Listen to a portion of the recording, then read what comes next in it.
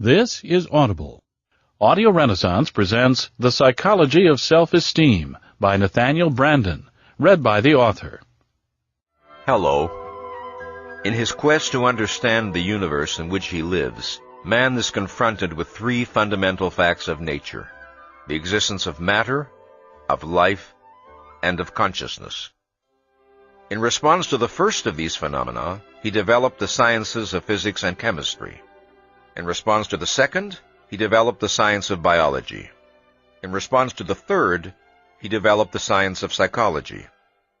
It is notorious that, to date, the greatest advances in knowledge have been achieved in the field of physics, the least in the field of psychology. As a being who possesses the power of self-consciousness, the power of contemplating his own life and activity, man experiences a profound need for a conceptual frame of reference from which to view himself. He has a need for a self-intelligibility, which it is the task of psychology to provide. This program is offered as a step toward the achievement of that goal. Before we proceed any further, I should like to clarify that, in this program, the word man does indeed include both men and women. I use the word man simply to increase this audiobook's ease of listening. The more inclusive person, or he/she, tends to lend an awkwardness to the spoken word. So then, the central theme of this tape is the role of self-esteem in man's life. The need of self-esteem, the nature of that need, the conditions of its fulfillment, and the consequences of its frustration. We'll also explore the impact of a man's self-esteem, or lack of it, on his values, responses, and goals. Virtually all psychologists recognize that man experiences a need of self-esteem.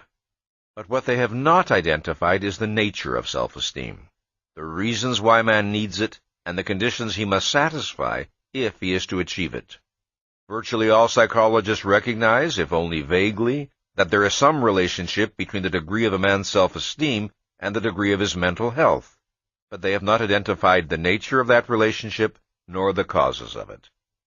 Virtually all psychologists recognize, if only dimly, that there is some relationship between the nature and degree of a man's self-esteem and his motivation, that is, his behavior in the spheres of work, love, and human relationships, but they have not explained why, nor identified the principles involved. Such are the issues with which this program deals. Writing in the early years of the 20th century, the German psychologist Hermann Ebbinghaus made an observation that has become famous. Quote, "Psychology has a long past, but only a short history." Unquote. His statement was intended to acknowledge the fact that, throughout recorded history, men have been intensely concerned with issues and problems of a psychological nature, but that psychology as a distinct scientific discipline emerged only in the second half of the 19th century.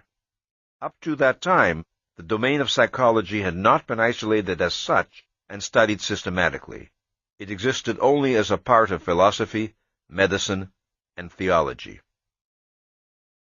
What is the science of psychology? How is it to be defined? What is its specific domain? Psychology is the science that studies the attributes and characteristics which certain living organisms possess by virtue of being conscious. Consciousness is used here in its widest and most general sense to indicate the faculty and state of awareness, of any form of awareness.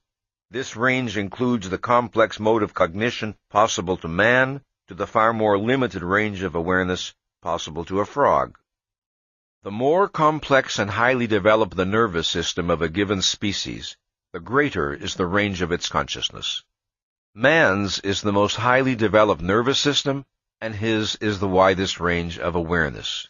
The chimpanzee's is less, the cat's still less, the frog's still less. While psychology is concerned with all conscious organisms, it is primarily concerned with the study of man. Man's defining attribute, which distinguishes him from all other living species, is his ability to reason. This means to extend the range of his awareness beyond the perceptual concretes immediately confronting him, to abstract, to integrate, to grasp principles, to apprehend reality on the conceptual level of consciousness. An animal's range is only as wide as its percepts. The rudimentary forms of inference of which it may be capable are entirely dependent on the physical cues within its immediate sensory field, in the context of past experience. It cannot conceptualize, it cannot initiate a process of question-asking, it cannot project a chain of inference that is independent of immediate sensory stimuli. But man can chart on the back of an envelope the motion of planets through the outer reaches of space.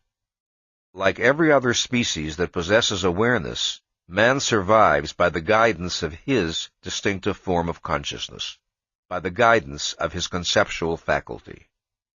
This is the first fact about man's nature that must be understood.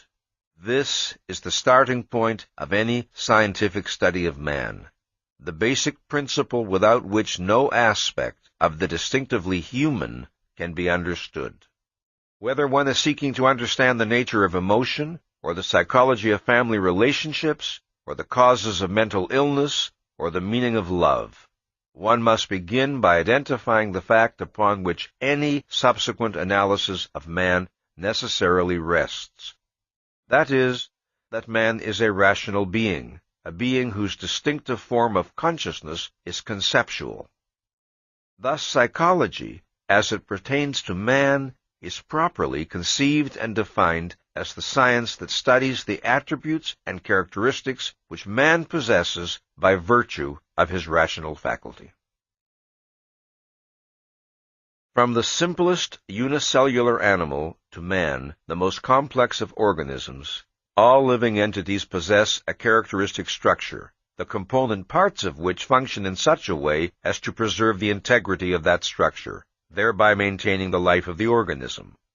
When an organism ceases to perform the actions necessary to maintain its structural integrity, it dies. For all living entities, action is a necessity of survival. Life is motion, a process of self-sustaining action that an organism must carry on constantly in order to remain in existence. Biologically, inactivity is death. The action that an organism must perform is both internal, as in the process of metabolism, and external, as in the process of seeking food.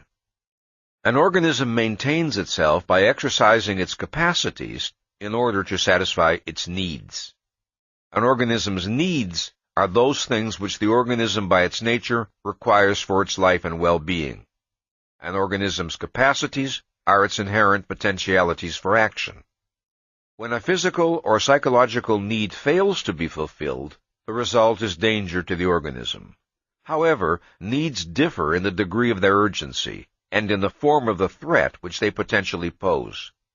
This is most easily seen in the case of physical needs, but the principle applies to all needs. Man has a need of oxygen and of food, but whereas he can survive for days without food, he can survive for only minutes without oxygen. Man can survive much longer without vitamin C than without water, but both are needs. In some cases, the frustration of a need results in immediate death. In other cases, the process can take years. And need frustration does not have to result in the organism's destruction directly. Instead, it can undermine the organism's overall capacity to live and thus make the organism vulnerable to destruction from many different sources. This principle is important to remember in considering the frustration of psychological needs. A desire or a wish is not the equivalent of a need. The fact that a great many men may desire a thing does not prove that it represents a need inherent in human nature. Needs must be objectively demonstrable. While the task of isolating and identifying man's physical needs is far from completed, biology has made enormous advances in this direction. With regard to the task of isolating and identifying man's mental needs, psychology is in a state of chaos. This chaos serves, however, to emphasize the fact that the nature of men's needs has to be discovered. Needs are not self-evident. Alleged needs must be proven by relating them to the requirements of man's survival. That man possesses psychological needs is indisputable. The widespread phenomenon of mental illness is evidence both of the existence of needs which are being thwarted and of the failure of psychology to understand the nature of these needs. The basic problem of motivational psychology may be formulated this way. It is to bridge the gap between needs and goals, to trace the steps from the former to the latter, to understand the connection between them, to understand how needs get translated into goals. It should be obvious that the solution of this problem requires a consideration of man's distinctive capacities. Yet in large measure the history of motivational psychology represents an attempt to bypass man's most distinctively human capacity, his conceptual faculty, and to account for his behavior without reference to the fact that man can reason or that his mind is his basic means of survival. The projection of man as a conscious automaton activated by instincts is one version of this attempt. Instinct is a concept intended to bridge the gap between needs and goals, bypassing man's cognitive ability. As such, it represents one of the most disastrous and sterile attempts to deal with the problem of motivation. Observing certain types of behavior which they believe to be characteristic of the human species, instinct theorists decided that the causes of such behavior are innate, unchosen, and unlearned tendencies which drive man to act as he does. Thus, they spoke of a survival instinct, a parental instinct, an acquisitive instinct, and so forth. They seldom attempted to define precisely what they understood an instinct to be.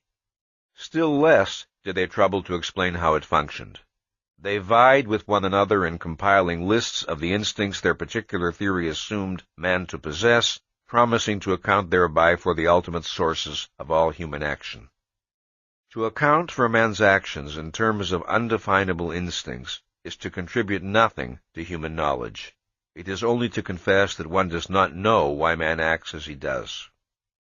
To observe that men engage in sexual activities and to conclude that man has a sex instinct, to observe that men seek food when they are hungry and to conclude that man has a hunger instinct, to observe that some men act destructively and to conclude that man has a destructive instinct, is to explain nothing. It is merely to place oneself in the same category as the physician in the anecdote who supposedly explains to a distraught mother that the reason why her child will not drink milk is that your child is just not a milk drinker. Man is born with needs, but he is not born with a knowledge of those needs and of how to satisfy them. Some of his simpler body maintenance needs are satisfied automatically, given the appropriate physical environment, by the function of his internal organs. An example is the need for oxygen, which is satisfied by the automatic function of his respiratory system. But the broad range of his more complex needs are not satisfied automatically. Man does not obtain food, shelter, or clothing by instinct. To grow food, to build a shelter, to weave cloth, requires consciousness, choice, discrimination, judgment. Man's body does not have the power to pursue such goals of its own volition. It does not have the power purposefully to rearrange the elements of nature, to reshape matter, independent of its consciousness, knowledge, and values. Unsatisfied, unfulfilled needs can set up a state of tension or disquietude or pain in man. This can prompt him to seek biologically appropriate actions, such as protecting himself against the elements. But the necessity of learning what is the appropriate action cannot be bypassed. Man's body only provides him with signals of pain or pleasure, but it does not tell him their causes. It does not tell him how to alleviate one or achieve the other. That must be learned by his mind. Man must discover the actions his life requires. It was not an instinct that enabled man to make fire, to build bridges, to perform surgery, to design a telescope. It was his ability to think. And if a man chooses not to think, if he chooses to risk his life in senseless dangers, to close his eyes rather than open his mind at the sight of any problem, if he chooses to seek escape from the responsibility of reason in alcohol or drugs, or to act in willfully stubborn defiance of his own objective self-interest, he has no instinct that will force his mind to function. He has no instinct that will compel him to value his life sufficiently to do the thinking and perform the actions which his life requires. To define man as a rational animal is not to imply that he is an animal who invariably functions rationally. Obviously, he is not. Rather, it is to identify the fact that his fundamental distinguishing characteristic, the attribute that essentially differentiates him from other animals, is his ability to reason, to apprehend reality on the conceptual level of consciousness. One of the most important consequences of man's possession of a conceptual faculty is his power of self-awareness. No other animal is capable of monitoring and reflecting on its own mental operations, of critically evaluating its own mental activity. No other animal is capable of deciding that a given process of mental activity is irrational or illogical, and of altering its subsequent mental operations accordingly. But the same conceptual faculty that confers on man a unique stature compels him to confront unique challenges. No other animal is explicitly aware of the issue of life or death that confronts all organisms. No other animal is aware of its own mortality, or has the power to extend its longevity through the acquisition of knowledge. No other animal has the ability and the responsibility to weigh its actions in terms of the long-range consequences for its own life. No other animal has the ability and the responsibility to continually work at extending its knowledge, thereby raising the level of its existence. No other animal faces such questions as, who am I? How should I seek to live? By what principles should I be guided in my actions? What goals ought I to pursue? What is to be the meaning of my life? The necessity of confronting such issues is essential to the human condition, to everything that is distinctive about man's life. All of man's unique achievements and all of his potential problems are consequences of his possession of the conceptual form of awareness. The relation of man's reason to his survival is the first of two basic principles of man's nature which are indispensable to an understanding of his psychology and behavior. The second is that the exercise of his rational faculty, unlike an animal's use of his senses, is not automatic. The decision to think is not biologically programmed in man. To think is an act of choice. This principle was first formulated by novelist-philosopher Ayn Rand this way, quote, "The key to human nature is the fact that man is a being of volitional consciousness. Reason does not work automatically. Thinking is not a mechanical process. The connections of logic are not made by instinct. The function of your stomach, lungs, or heart is automatic. The function of your mind is not. In any hour and issue of your life, you are free to think or to evade that effort. But you are not free to escape from your nature, from the fact that reason is your means of survival. So that for you, who are a human being, the question to be or not to be is the question to think or not to think." Unquote. In the brain of a normal human being, sensations are automatically integrated into perceptions. That is, they are wired into the nervous system. This is not true of the conceptual level of consciousness. Conceptual awareness is necessary to man's proper survival, but it is not implanted by nature. Man has to select that purpose. He has to direct his mental effort and integrate his mental activity to the goal of conceptual awareness by choice. To engage in an active process of thinking, to abstract, conceptualize, relate, infer, to reason, man must focus his mind. He must set it to the task of active integration. The choice to focus in any given situation is made by choosing to make awareness one's goal, awareness of that which is relevant in the given context. The goal of awareness is set by giving oneself, in effect, the order, grasp this. That this goal is not wired into man's brain by nature scarcely needs to be argued. One does not need to design special laboratory experiments in order to demonstrate that thinking is not an automatic process, that man's mind does not automatically pump conceptual knowledge when and as his life requires it, as his heart pumps blood. The mere fact of being confronted with physical objects and events will not force man to abstract their common properties, to integrate his abstractions, or to apply his knowledge to each new particular he encounters. Man's capacity to default on the responsibility of thinking is too easily observable. He must choose to focus his mind. He must choose to aim at understanding.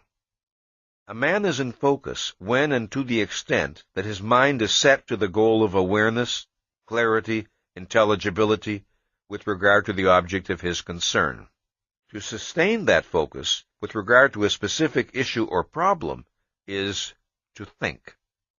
To let one's mind drift in willless passivity, directed only by random impressions, emotions, or associations, or to consider an issue without genuinely seeking to understand it, or to engage in an action without a concern to know what one is doing, this is to be out of focus. What is involved here is not an issue of the degree of a man's intelligence or knowledge, nor is it an issue of the productiveness or success of any particular thinking process, nor is it an issue of the specific subject matter with which the mind may be occupied. Rather, it is an issue of the basic regulating principle that directs the mind's activity. Is the mind controlled by the goal of awareness, or by something else, by wishes, fears, or the pull of lethargic passivity? There are different levels of awareness possible to man's mind, determined by the degree of his focus. The choice to focus or to think does not consist of moving from a state of literal unconsciousness to a state of consciousness. This clearly would be impossible. When one is asleep, one cannot suddenly choose to start thinking. So, to focus is to move from a lower level of awareness to a higher level, to move from relative mental passivity to purposeful mental activity. In the state of passive awareness, a man can apprehend the need to be in full mental focus. His choice is to evade that knowledge or to exert the effort of raising the level of his awareness. The decision to focus and to think, once made, does not continue to direct a man's mind unceasingly thereafter, with no further effort required. Just as the state of full consciousness must be initiated volitionally, so it must be maintained volitionally. This point can hardly be overemphasized.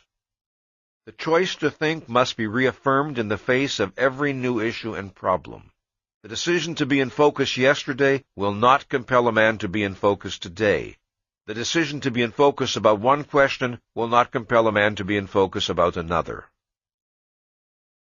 In any specific thinking process, man must continue to monitor and regulate his own mental activity. In any hour of his life, he is free to suspend the function of his consciousness, to abandon effort, to let his mind drift passively. He is free to maintain only a partial focus, grasping that which comes easily to his understanding, and declining to struggle for that which does not. Man is free not only to evade the effort of purposeful awareness in general, but to evade specific lines of thought that he finds disconcerting or painful.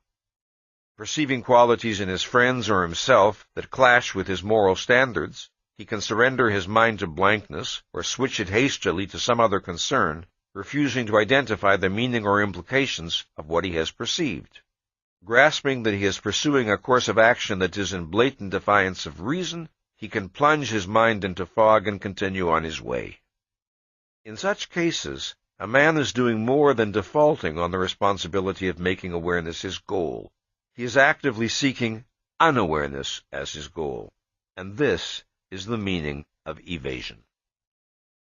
In the choice to focus or not to focus, to think or not to think, to activate the conceptual level of his consciousness or to suspend it, and in this choice alone is man psychologically free.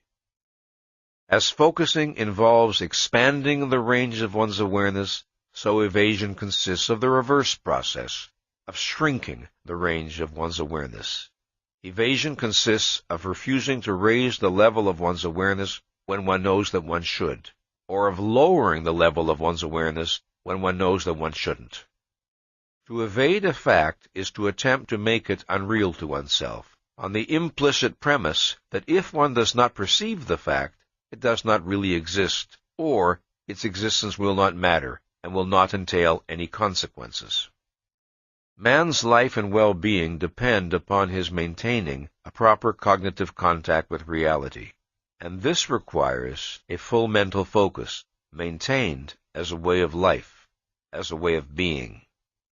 To be in focus does not mean that one must be engaged in the task of problem-solving every moment of one's waking existence. It means that one must know what one's mind is doing. The more consistently and conscientiously a man maintains a policy of being in full mental focus, of thinking, of judging the facts of reality that confront him, of knowing what he is doing and why, the easier and more seemingly natural the process becomes. The steadily increasing knowledge he acquires as a result of his policy, the growing sense of control over his existence, the growing self-confidence, all serve to put every emotional incentive on the side of his continuing to think. Further, they reduce the possibility of an incentive that could tempt him to evade. It is too clear to him that reality is not, and can never be, his enemy, that he has nothing to gain from self-inflicted blindness, and everything to lose. This does not mean that for such a man the policy of rationality becomes automatic. It will always remain volitional, but he has programmed himself to have every emotional incentive for rationality and none for irrationality. To borrow a phrase from Aristotle, he has learned to make rationality second nature to him. That is the psychological reward he earns for himself. But, and this must be emphasized, his psychological state must be maintained volitionally. He retains the power to betray it. In each new issue he encounters, he still must choose to think. This is the meaning of his free will. Free will, in the widest meaning of the term, is the doctrine that man is capable of performing actions which are not determined by forces outside his control, that man is capable of making choices which are not necessitated by antecedent factors. Man's free will consists of a single basic choice, to focus or not to focus, to think or not to think. This basic choice controls all of man's other choices and directs the course of his actions. His mind is an organ over which man has a specific, delimited, regulatory control. The driver of an automobile can steer the car in the chosen direction, but cannot alter or infringe the mechanical laws by which the car functions. In the same way, man can choose to focus, to aim his cognitive faculty in a given direction, but cannot alter or infringe the psychological laws by which his mind functions. If a man does not steer his car properly, he has no choice about the fact that he will end in a smash-up. Neither has the man who does not steer his mind properly. A man is free to think or not to think, but he is not free to escape the fact that if he fails to think, if he characteristically evades facing any facts or issues which he finds unpleasant, he will set in motion a complex chain of destructive psychological consequences. One of these will be a profound loss of self-esteem. This is a matter of demonstrable psychological law.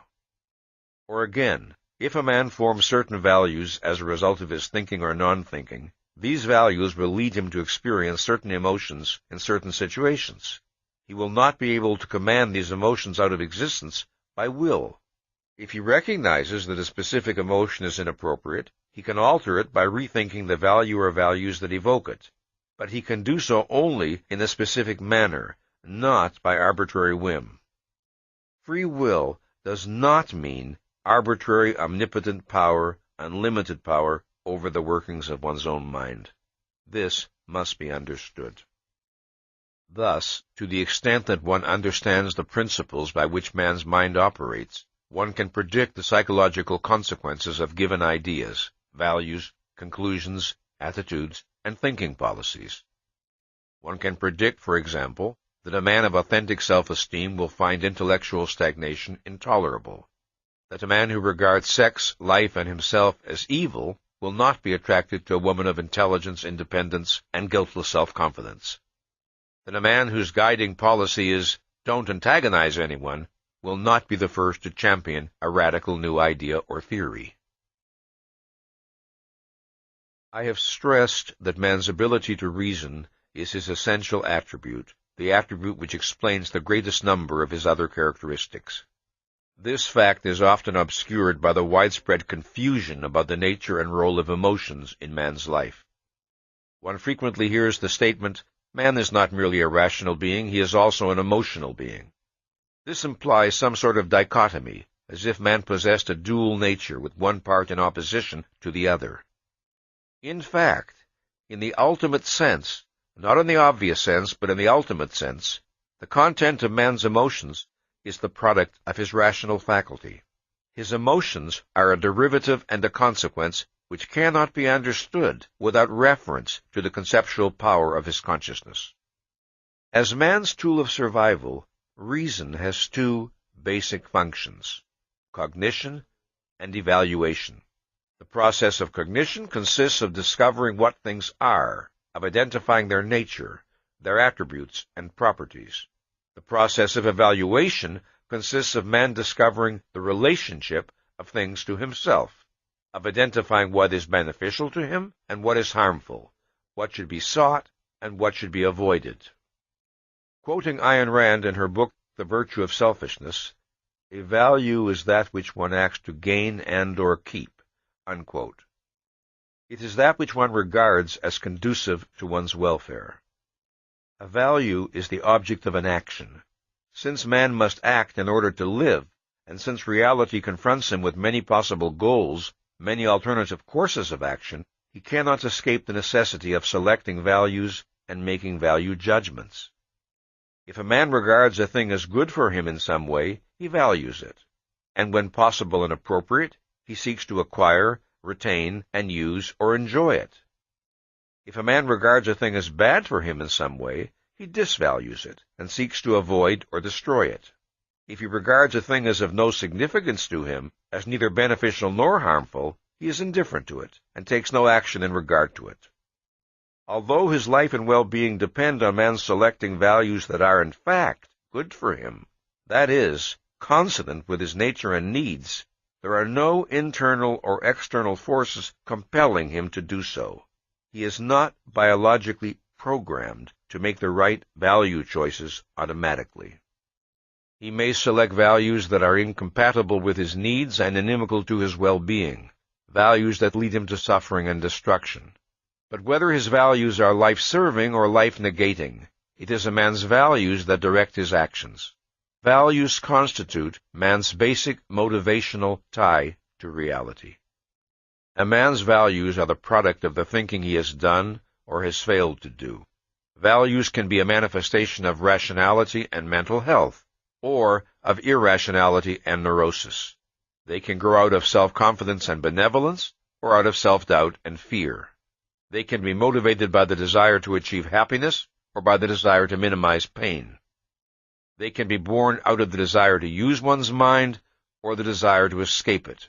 They can be held consciously and explicitly, or subconsciously and implicitly. They can be consistent, or they can be contradictory. They can further a man's life, or they can endanger it. These are the alternatives possible to a being of volitional consciousness. Differences in men's basic values reflect differences in their basic premises, in their fundamental views of themselves, of other men, of existence. Differences in their views of what is possible to them and what they can expect of life. A man's view of himself plays a crucial role in his value choices. For example, a man regards a falling bomb as bad for him because he is aware of his own mortality. If he were physically indestructible, he would appraise the bomb's significance differently. One's conscious or subconscious view of one's own person, whether one appraises oneself correctly or not, is implicit in one's value judgments. The degree of a man's self-confidence or lack of it, and the extent to which he regards the universe as open or closed to his understanding and action, these will necessarily affect the goals he will set for himself, the range of his ambition, his choice of friends, the kind of art he will enjoy, and so on. For the most part, the process by which a man's view of himself affects his value choices does not take place on a conscious level. It is implicit in his evaluations, reflecting earlier conclusions, which in effect are filed in his subconscious. The subconscious is the sum of mental contents and processes that are outside of or below awareness. The subconscious operates as a storehouse of past knowledge, observations, and conclusions. It operates, in effect, as an electronic computer, performing super-rapid integrations of sensory and ideational material. Thus, his past knowledge, provided it has been properly assimilated, can be instantly available to man, while his conscious mind is free to deal with the new. This is the pattern of all human learning. Once, a man needed his full mental attention to learn to walk. Then the knowledge became automatized, and he was free to pursue new skills. Once, a man needed his full mental attention to learn to speak. Then the knowledge became automatized, and he was enabled to go forward to higher levels of accomplishment. Man moves from knowledge to more advanced knowledge, automatizing his discoveries as he proceeds. He turns his brain into an ever more efficacious instrument, if and to the extent that he continues the growth process. A man acquires values and disvalues. These too become automatized. He is not obliged in every situation he encounters to recall all of his values to his conscious mind in order to form an estimate. Example: if an experienced motorist perceives an oncoming truck veering toward a collision, he does not need a new act of conscious reasoning in order to grasp the fact of danger. Faster than any thought could take shape in words, he registers the significance of what he perceives, his foot flies to the brake, or his hands swiftly turn the wheel. One of the forms in which these lightning-like appraisals present themselves to man's conscious mind is via his emotions. So next, let's talk about emotions. His emotional capacity is man's automatic barometer of what is for him or against him within the context of his knowledge and values. The relationship of value judgments to emotions is that of cause to effect. An emotion is a value response. It is the automatic psychological result of a super-rapid subconscious appraisal. The sequence of psychological events is from perception to evaluation to emotional response. On the level of immediate awareness, however, the sequence is from perception to emotion.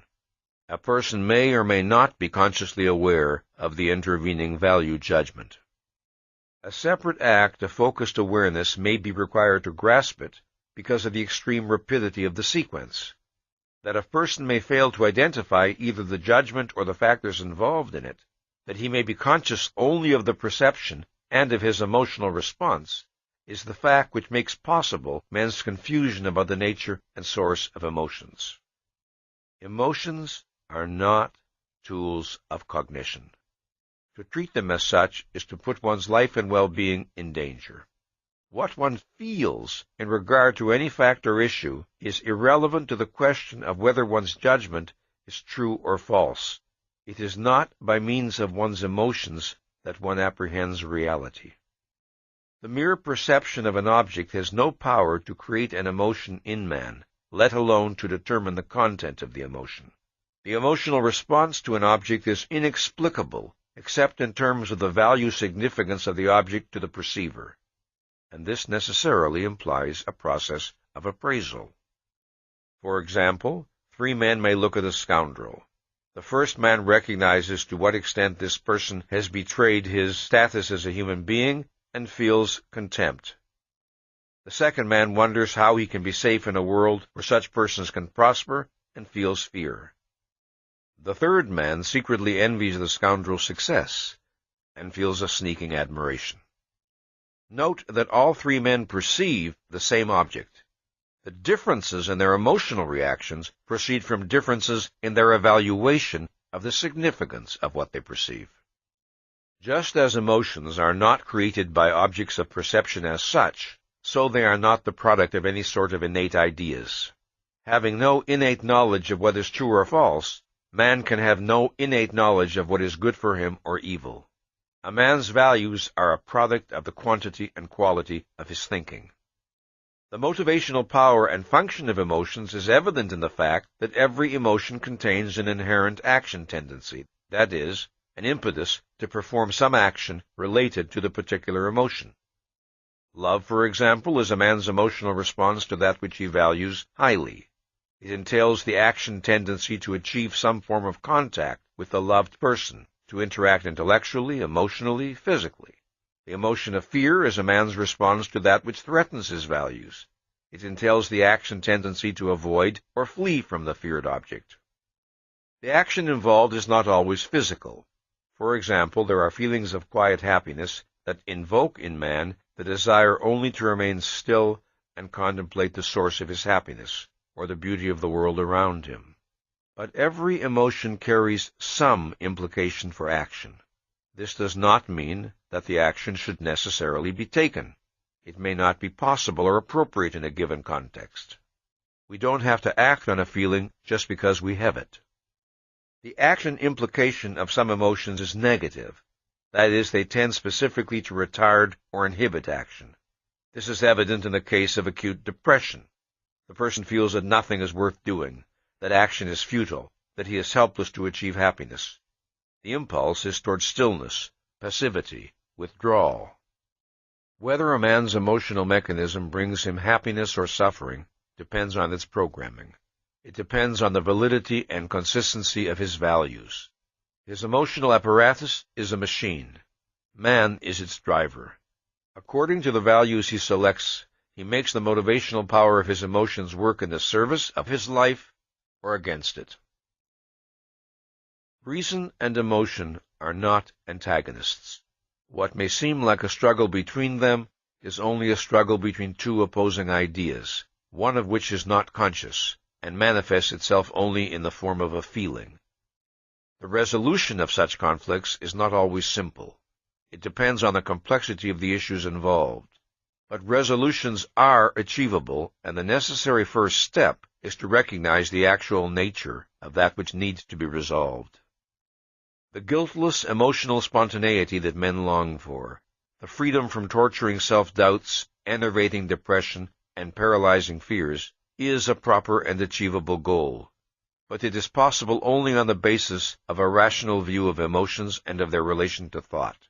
It is possible only if one's emotions are not a mystery, only if one does not have to fear that they may lead one to destruction. It is the reward of a person who has assumed the responsibility of identifying and validating the values that underlie his emotions, the person for whom emotional freedom and openness do not mean the suspension of awareness. The single most formidable obstacle to identifying the roots of one's emotions is repression. Repression is a subconscious mental process that forbids certain ideas, memories, identifications, and evaluations to enter conscious awareness. Repression is an automatized avoidance reaction whereby a man's focal awareness is involuntarily pulled away from any forbidden material emerging from less conscious levels of his mind or from his subconscious.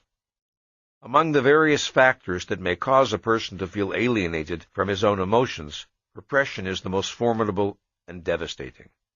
But it is not emotions as such that are repressed. An emotion cannot be repressed.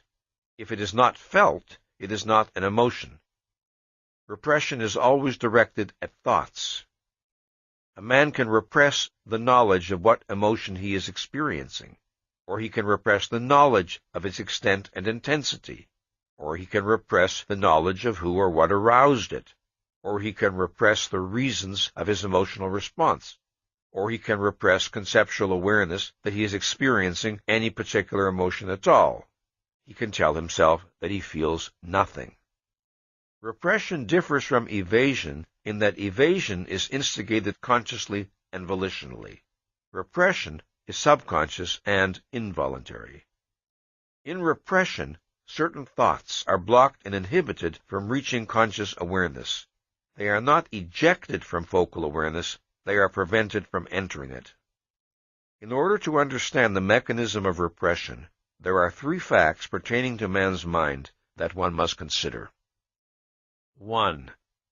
All awareness is necessarily selective. In any particular moment, there is far more in the world around him than a man could possibly focus on. Thus, he must choose to aim his attention in a given direction to the exclusion of others. 2. There are degrees of awareness. There is a gradient of diminishing mental clarity along the continuum from focal awareness to peripheral awareness to total unawareness or unconsciousness. 3. Man is a self-programmer.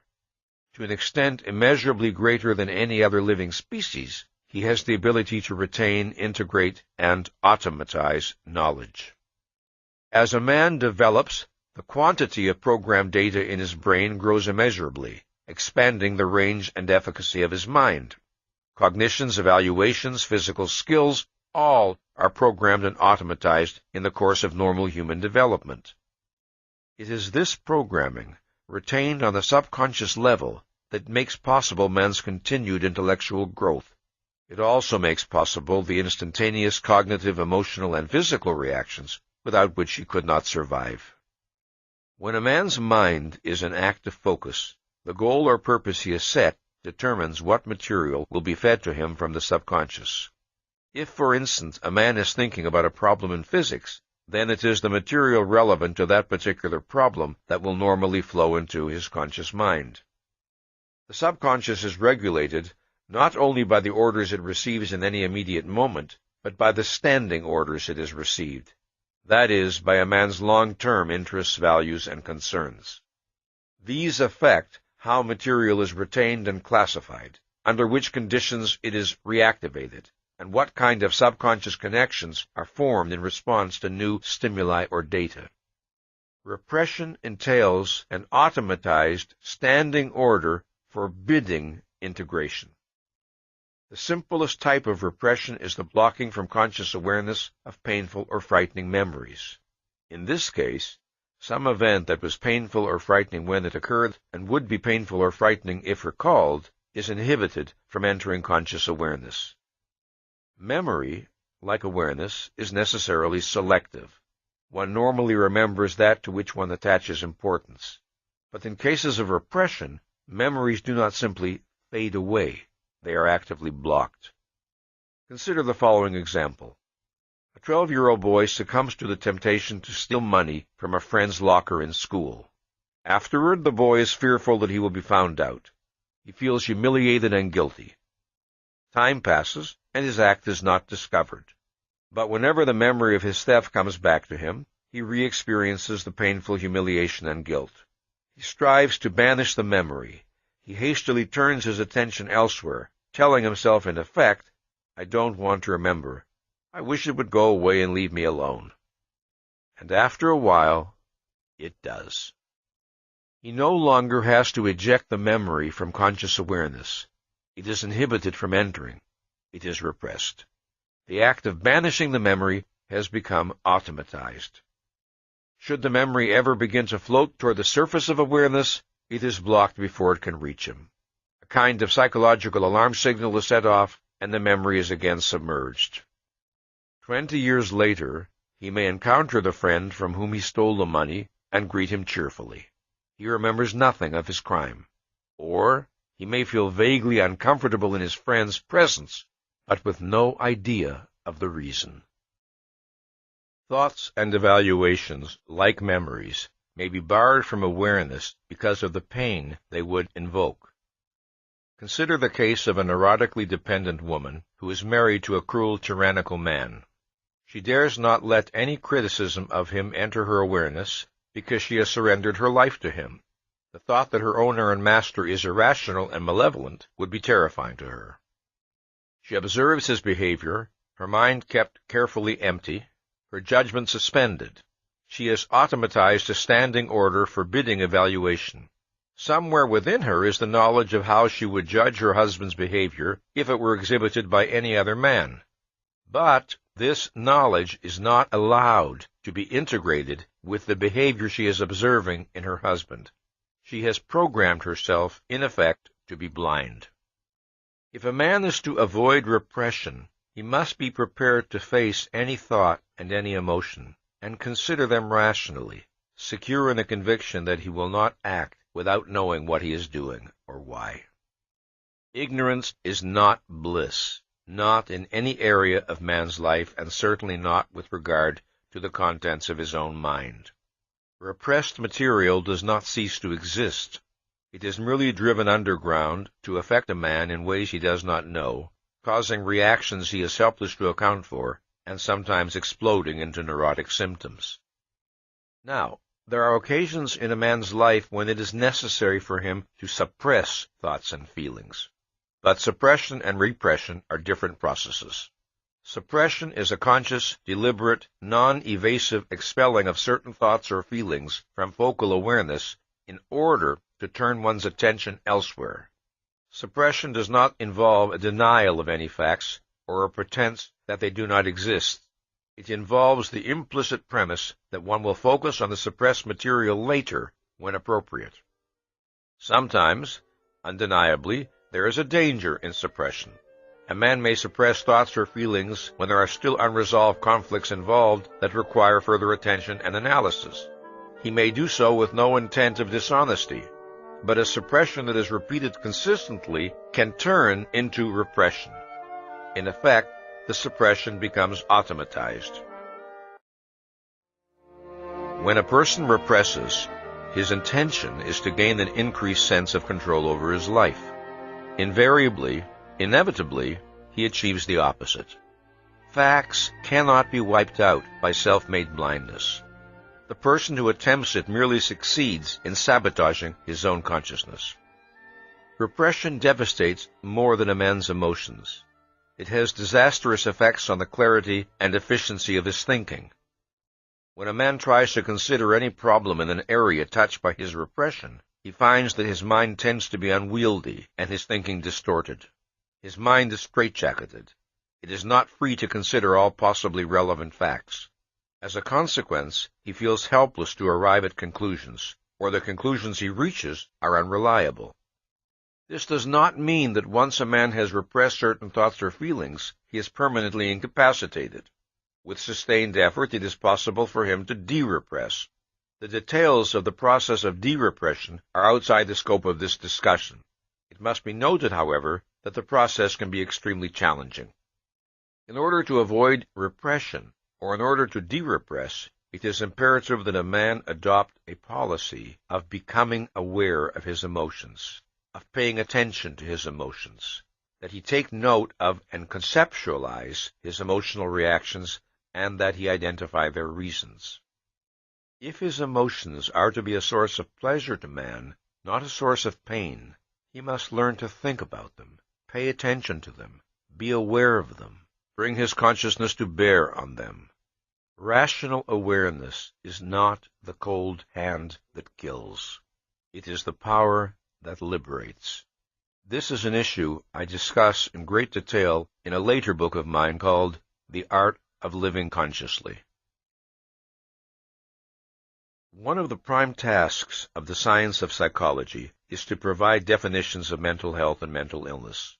Different psychologists and psychiatrists have proposed a variety of criteria for judging mental health. The mentally healthy person is said, for example, to have an unobstructed capacity for growth, development, and self-actualization, to have a firm sense of identity, to have insight into his own motivation, to have a high tolerance for stress, to be self-accepting, to be unencumbered by paralyzing conflicts, to have an integrated personality, and so on. Such descriptions may be valid. In fact, they have a good deal to recommend them, but they are not definitions of mental health, and their precise meaning is not always clear. What must be provided is a fundamental principle, an identification of the essence of mental health. Such characteristics as the foregoing are effects or consequences. But what is their cause? My answer is as follows. Just as medical science evaluates a man's body by the standard of whether or not his body is functioning as man's life requires, so the science of psychology must employ the same standard in appraising the health or disease of a man's mind. The health of a man's mind must be judged by how well that mind performs its biological function. What is the biological function of mind? cognition, evaluation, and the regulation of action. The basic function of man's consciousness is cognition, that is, awareness and knowledge of the facts of reality. Since man must act, his survival requires that he apprehend reality so that he may regulate his behavior accordingly. The crucial link between cognition and the regulation of action is evaluation. Evaluation is the process of identifying the beneficial or harmful relationship of some aspect of reality to oneself. Evaluations underlie and generate desires, emotions, and goals. Now, if a man's values and goals are in conflict with the facts of reality and with his own needs as a living organism, then he unwittingly moves toward self-destruction. Thus, man's survival requires that his values and goals be chosen in the full context of his rational knowledge and understanding. Man is not infallible, and mental health does not require never making an error of knowledge or judgment. The concept of mental health pertains to the method by which a mind functions. It pertains to the principle by which a mind operates in dealing with the material of reality. It pertains to a man's psychoepistemology. The concept of psychoepistemology is crucially important, not only to the problem of mental health, but to the entire subject matter of this program. Let us therefore consider the meaning of this concept. The term psychoepistemology was first used in print in 1961 by Ayn Rand to designate a man's, quote, method of awareness, unquote. However, the concept of psychoepistemology, as used here, was originated neither by Ayn Rand nor by myself, but by Barbara Branden, who, in the mid-1950s, first brought this field of study to our attention and persuaded us of its importance. As a field of scientific study, psychoepistemology should be classified as a branch of psychology. It may be described as the psychology of thinking, or of cognition.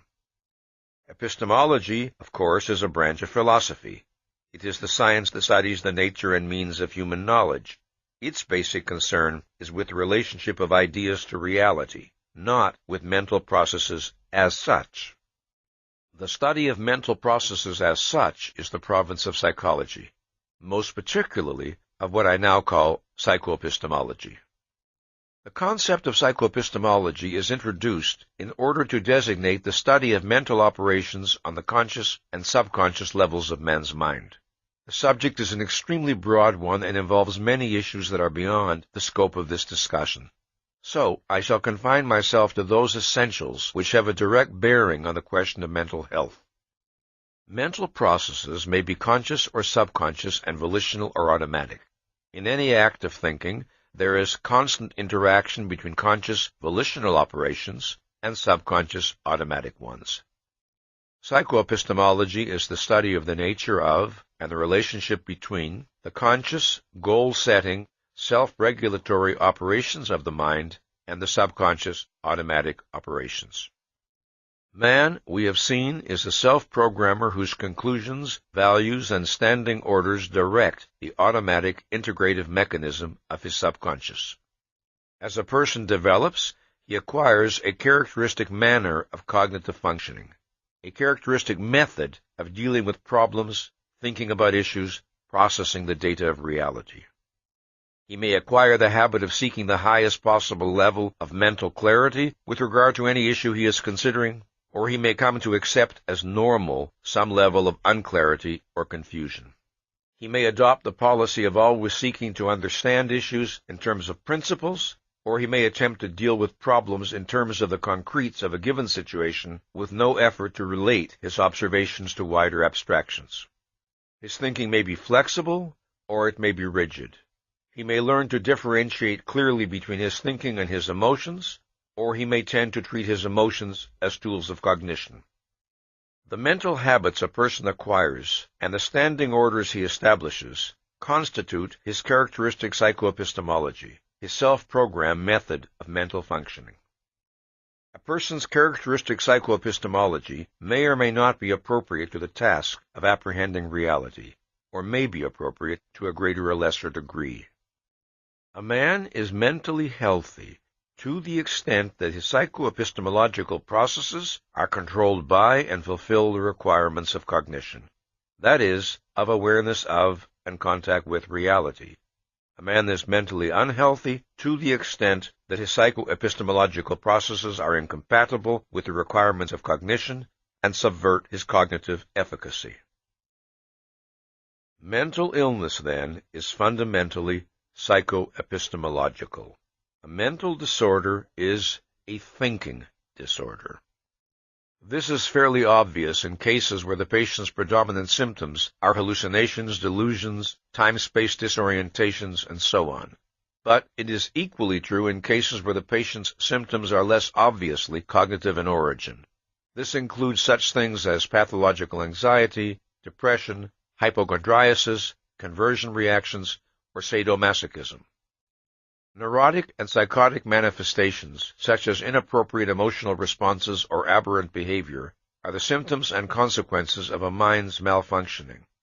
But the root problem is always the mind's alienation from reality in some form to a greater or lesser extent.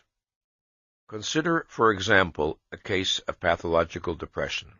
A secretary is asked by her employer to make certain that she finishes some office reports by the end of the day. She hears this request as a declaration of her incompetence and worthlessness, and she collapses in acute depression. It is misleading to say that she suffers from an emotional disorder. She suffers from a psychoepistemological disorder. Her problem lies in the mental processes by which she interprets the things she perceives and hears. Her problem lies in the mental processes generating her emotions. Once such disturbed emotions are generated, they tend to have a negative effect on the person's thinking, which then leads to further disturbed emotions and so on. This is one of the ways in which harmful psychoepistemological policies are self-reinforcing and self-perpetuating. But disturbed emotions do not create the initial problem. The initial problem creates the disturbed emotions. The same principle applies to behavior. If a man is dishonest, parasitical, and exploitative in his human relations, it is not his behavior that constitutes his mental illness, but the psychoepistemological policies behind his behavior. It should be noted that mental illness is not indicated by a man's momentary loss of cognitive contact with reality, such as might occur under the impact of a violent emotion. Mental illness implies the presence of enduring obstructions to a mind's cognitive efficacy.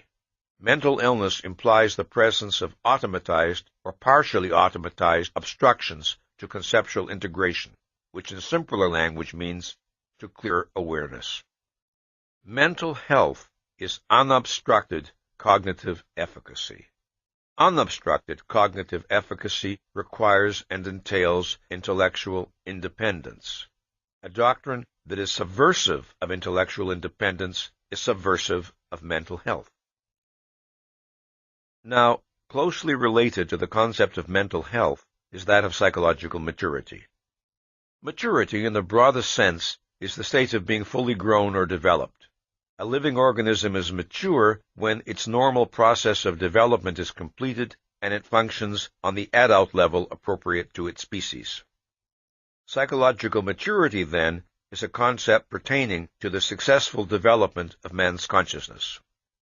At first, a child knows only perceptual concretes. He does not know abstractions or principles. His world is only the immediate now. He cannot think, plan, or act long range. As the child grows, his intellectual field widens. He learns language, he begins to grasp abstractions, he generalizes, he makes increasingly subtle discriminations, he looks for principles. He rises from the sensory-perceptual level of consciousness to the conceptual level. The basic index of successfully achieved adulthood is the policy of conceptualizing. All other aspects of psychological maturity are derivatives and consequences of developing one's conceptual faculty. There is an aspect of psychological maturity that is profoundly important and that few adults fully achieve. It pertains to one's attitude toward the unknown, not toward knowledge which has not yet been discovered by anyone, but toward knowledge which is available, but which one does not possess. To a child, the world around him is an immense unknown. He is aware that adults possess knowledge far in excess of his own, and that there are many things he is not yet able to understand.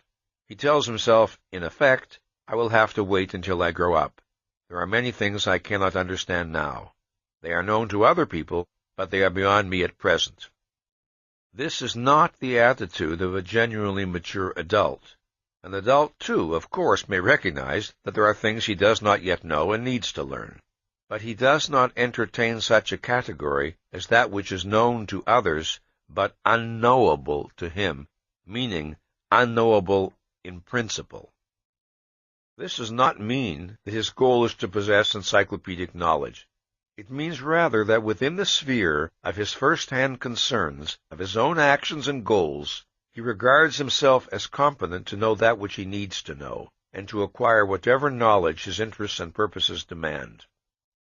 It means that he does not resign himself to the permanently unknown, when and if the knowledge is available and is relevant to his activities. It means that he does not regard himself as a second-class citizen psychoepistemologically. It is this attitude, consistently maintained, that marks a man's entry into full adulthood, that is, into full self-responsibility. There is no value judgment more important to man, no factor more decisive in his psychological development and motivation than the estimate he passes on himself.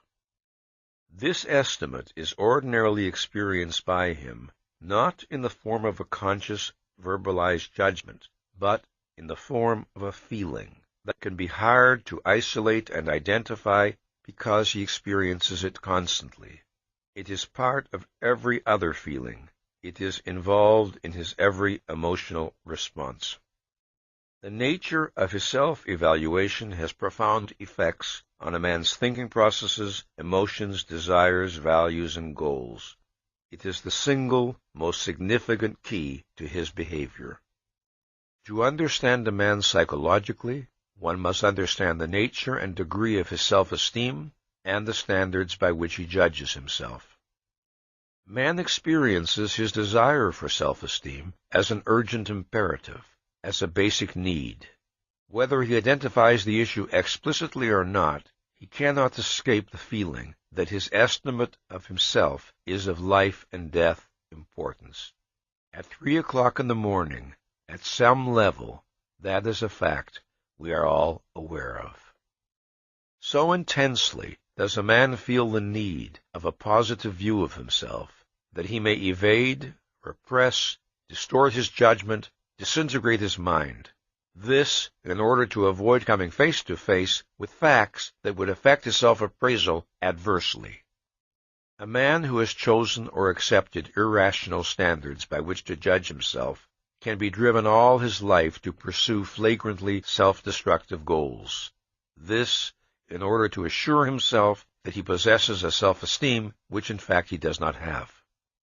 If and to the extent that men lack self-esteem, they feel driven to fake it, to create the illusion of self-esteem. Thus they condemn themselves to chronic psychological fraud. Self-esteem has two interrelated aspects or components. It entails a sense of personal efficacy and a sense of personal worth. It is the integrated sum of self-confidence and self-respect. It is the conviction that one is competent to live and worthy of living. Man's need of self-esteem is inherent in his nature, but he is not born with the knowledge of what will satisfy that need or of the standard by which self-esteem is to be gauged. He must discover it. Here is where our earlier discussion of needs becomes relevant. Why does man need self-esteem? How does it relate to his survival? What are the conditions of its attainment? What is the cause of its profound motivational power? These are the questions we must consider. There are two facts about man's nature which hold the key to the answer. The first is the fact that reason is man's basic means of survival. The second is the fact that the exercise of his rational faculty is volitional. Most men do not identify the role and importance of reason in their lives. But from the time that the child acquires the capacity of conceptual functioning, he becomes increasingly aware, implicitly and subverbally, of his responsibility for regulating his mind's activity. He acquires the ability to discriminate between the state of mental focus and the state of mental fog, and to choose one state or the other. Now, let us consider the relevance of these facts to man's need of self-esteem. Since man must choose his goals and actions, his life and happiness require that he be right in the conclusions he draws and the choices he makes. But he cannot demand or expect omniscience or infallibility. What he needs is the conviction that his method of choosing and of making decisions, his characteristic manner of using his consciousness, is right in principle, appropriate to reality. Man is the only living species able to reject, sabotage, and betray his own means of survival, his mind. He is the only living species who must make himself competent to live by the proper exercise of his rational faculty. How a man chooses to deal with this issue is, psychologically, the most significant fact about him, because it lies at the very core of his being as a biological entity. To the extent that a man is committed to cognition, to the extent that the primary goal regulating the functioning of his consciousness is awareness, the mental operations activated by his choice lead in the direction of cognitive efficacy. To the extent that he fails or refuses to make awareness the regulating goal of his consciousness, to the extent that he evades the effort of thought and the responsibility of reason, the result is cognitive inefficacy.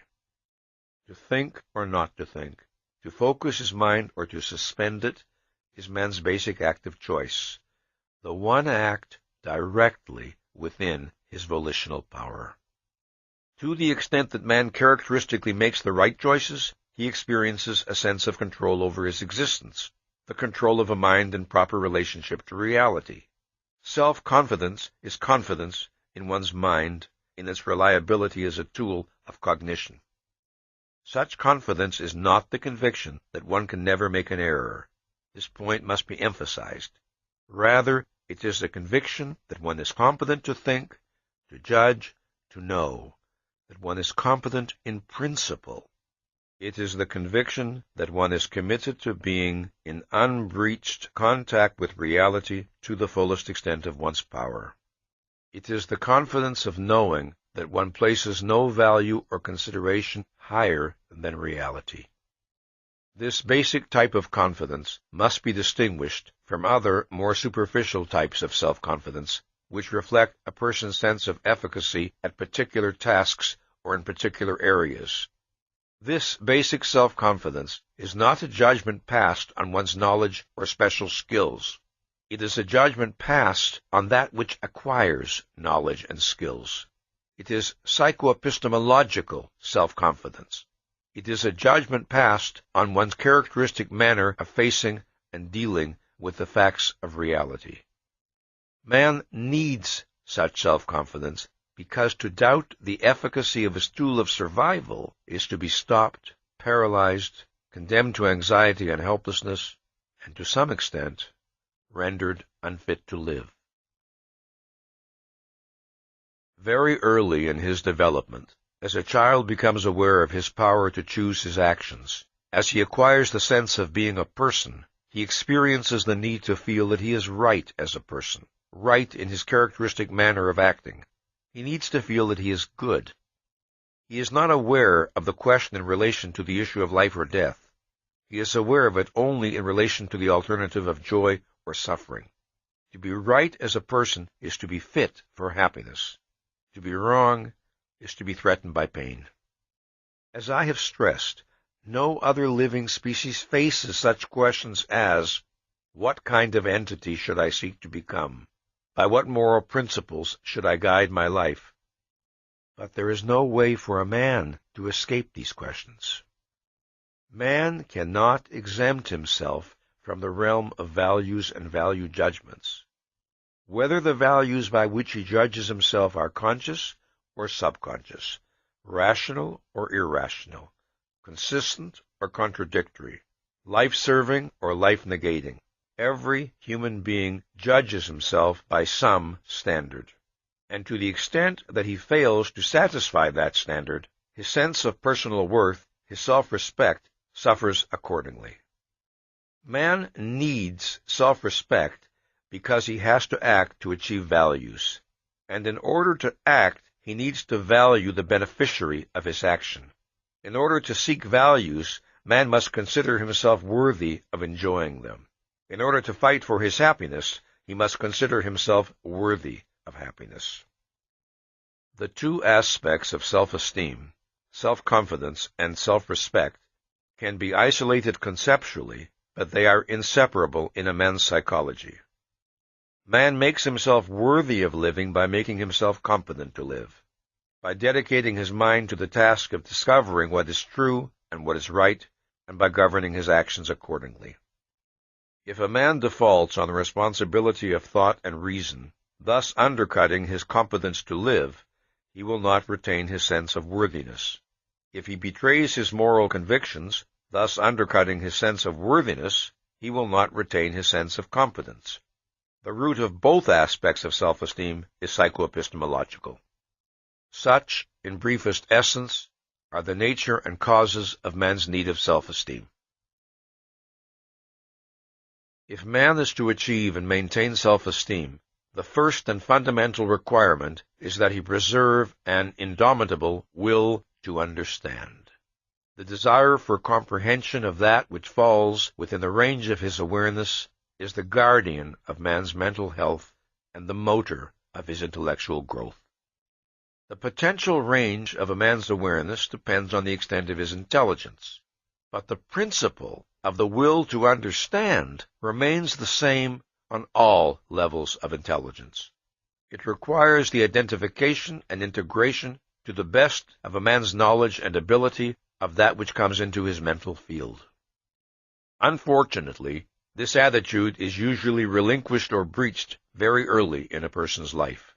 Then the person adjusts to the sense of living in an unintelligible, bewildering, and frightening universe in which cognitive self-confidence is impossible.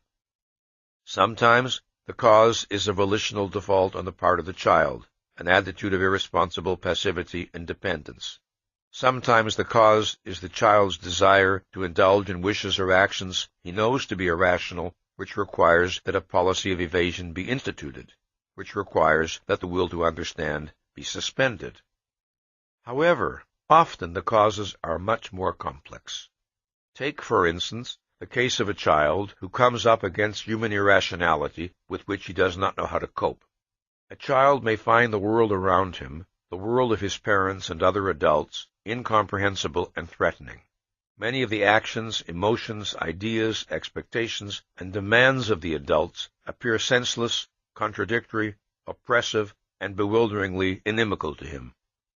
After a number of unsuccessful attempts to understand their policies and behavior, the child gives up, and, here is the tragedy, takes the blame for his feeling of helplessness. He may react with anger, or hostility, or anxiety, or depression, or withdrawal, but, consciously or subconsciously, he takes his failure to understand as a reflection on himself. He concludes that there is something wrong with him, that he is intellectually or morally deficient in some nameless way. Gradually, he gives up the expectation that he will ever be able to make sense of the world around him. He resigns himself to living with the permanently unknowable. A child is vulnerable because he is not yet able to recognize clearly and unequivocally that his elders are irrational. He cannot grasp their motives. He knows they know more than he does, but he senses that there's something terribly wrong with them, or with himself, or with something. What he feels is, I'll never understand people, I'll never be able to do what they expect of me, I don't know what's right or wrong, and I'm never going to know. So long as a child continues to struggle, so long as he does not give up the will to understand, he is psychologically safe, no matter what his anguish or bewilderment, because in that case he keeps his mind and his desire for efficacy intact. When he surrenders the expectation of achieving efficacy, he surrenders the possibility of achieving full self-esteem. Every child realizes that there are things he cannot expect to know until he grows older. That is not his problem. The problem lies in the things he feels he will never know, yet needs to know, if he is to function successfully. This makes him regard himself, in effect, as an outcast in that foreign land called reality. Man controls his mind's activity and growth by the goals he sets, in effect, by the assignments he gives to his consciousness. If he holds to the will to understand, he thereby activates a process of growth and development which continually raises his mind's power. If he abandons the will to understand, his mind reacts accordingly. It does not continue to rise to higher levels of cognitive efficiency. This, then, is the basic condition necessary for the achievement of self-esteem, the preservation of the will to understand in every aspect of one's life. Now let us consider another condition necessary for the achievement of self-esteem. In the course of a human being's development, he encounters a problem which, according to how he chooses to deal with it, has profound repercussions on his self-esteem. First encountered in childhood, it is a problem that every person faces on some occasions in his life. There are times when a man's mind and emotions are not perfectly synchronized. He experiences desires or fears that clash with his rational understanding, and he must choose to follow either his rational understanding or his emotions. One of the most important things a child must learn is that emotions are not adequate guides to action. The fact that he desires to perform some action is not proof that he should perform it. The fact that he fears to perform some action is not proof that he should avoid performing it. Emotions are not tools of cognition nor criteria of judgment. The ability to distinguish between knowledge and feelings is an essential element in the process of a mind's healthy maturation. It is vital for the achievement and preservation of self-esteem. Self-esteem requires and entails what I call cognitive self-assertiveness, which is expressed through the policy of thinking, judging, and governing action accordingly. To sacrifice one's mind in favor of feelings one cannot justify or defend is to subvert one's self-esteem. If a man permits himself to be carried along passively by feelings he does not judge, he loses the sense of control over his existence that is essential to self-esteem. A child at first is not aware of such a dichotomy as valid desires versus invalid desires. He comes to learn from his experiences and from the teachings of his parents that some of the things he desires are good for him and others are not. Later he learns another subtler distinction. He is entitled to some of the things that he desires, but not to others. Thus he comes to learn that the validity of his desires must be judged. Consider the case of a child who is tempted to steal the toy of a friend. He hesitates because he knows that he has no right to the toy, and that he would be indignant if his friend were to steal one of his toys. But he wants this particular toy, so he evades his knowledge and commits the theft. Within a few months he forgets about the incident, but its consequences are not ended. Wordlessly registered in his mind is the principle that it is permissible at times to ignore knowledge and facts in order to indulge a desire. This is the legacy of his theft. This, plus a residue of vague, nameless guilt, the sense of some inner uncleanliness, the state of a mind learning to distrust itself. He is free subsequently to repudiate this principle consciously and expunge it from his psychology. But if he fails to do so, if instead he reinforces it by repeated acts of evasion and irrational emotional indulgence, he undermines his self-esteem still further. How badly his self-esteem is damaged will depend on the frequency of his evasions, the extent of the knowledge he evades, and the nature of the desires he indulges. Some offenses are clearly more serious than others. If a person develops healthily, mind and emotions tend to achieve harmony. He is not chronically torn by conflicts between his desires and his knowledge. But no matter how well integrated a person may be, The process of holding and integrating the full long-range context of his knowledge is not automatic or infallible. Thus, a man always has the responsibility of monitoring and appraising his desires. The majority of men as adults suffer from a significant deficit of self-esteem. The senseless tragedy of their lives is that most of them betrayed their mind not for the sake of gratifying some violent, if irrational passion, but for the sake of indulging meaningless or senseless whims that they can no longer remember. They betrayed their minds for the sake of being free to act on the impulse or spur of the moment without the responsibility of awareness or thought. They betrayed their minds more often than not over trivia. If it is psychologically disastrous to reject one's mind under the pressure of irrational desires, there is another practice which is perhaps more disastrous still, and that is rejecting one's mind under the pressure of fear. The sacrifice of one's mind to fear is a form of self-abnegation. Now, of course, the experience of fear per se is not abnormal or pathological. In many instances, fear has a definite value. It can activate man to cope with some danger. What is crucial for man's psychological well-being is his attitude toward fear, his method of dealing with it. For instance, it is very common for young children to have the experience of being frightened by a barking dog, but children can react to this experience in different ways. One child may be careful to avoid the dog as a practical precautionary measure.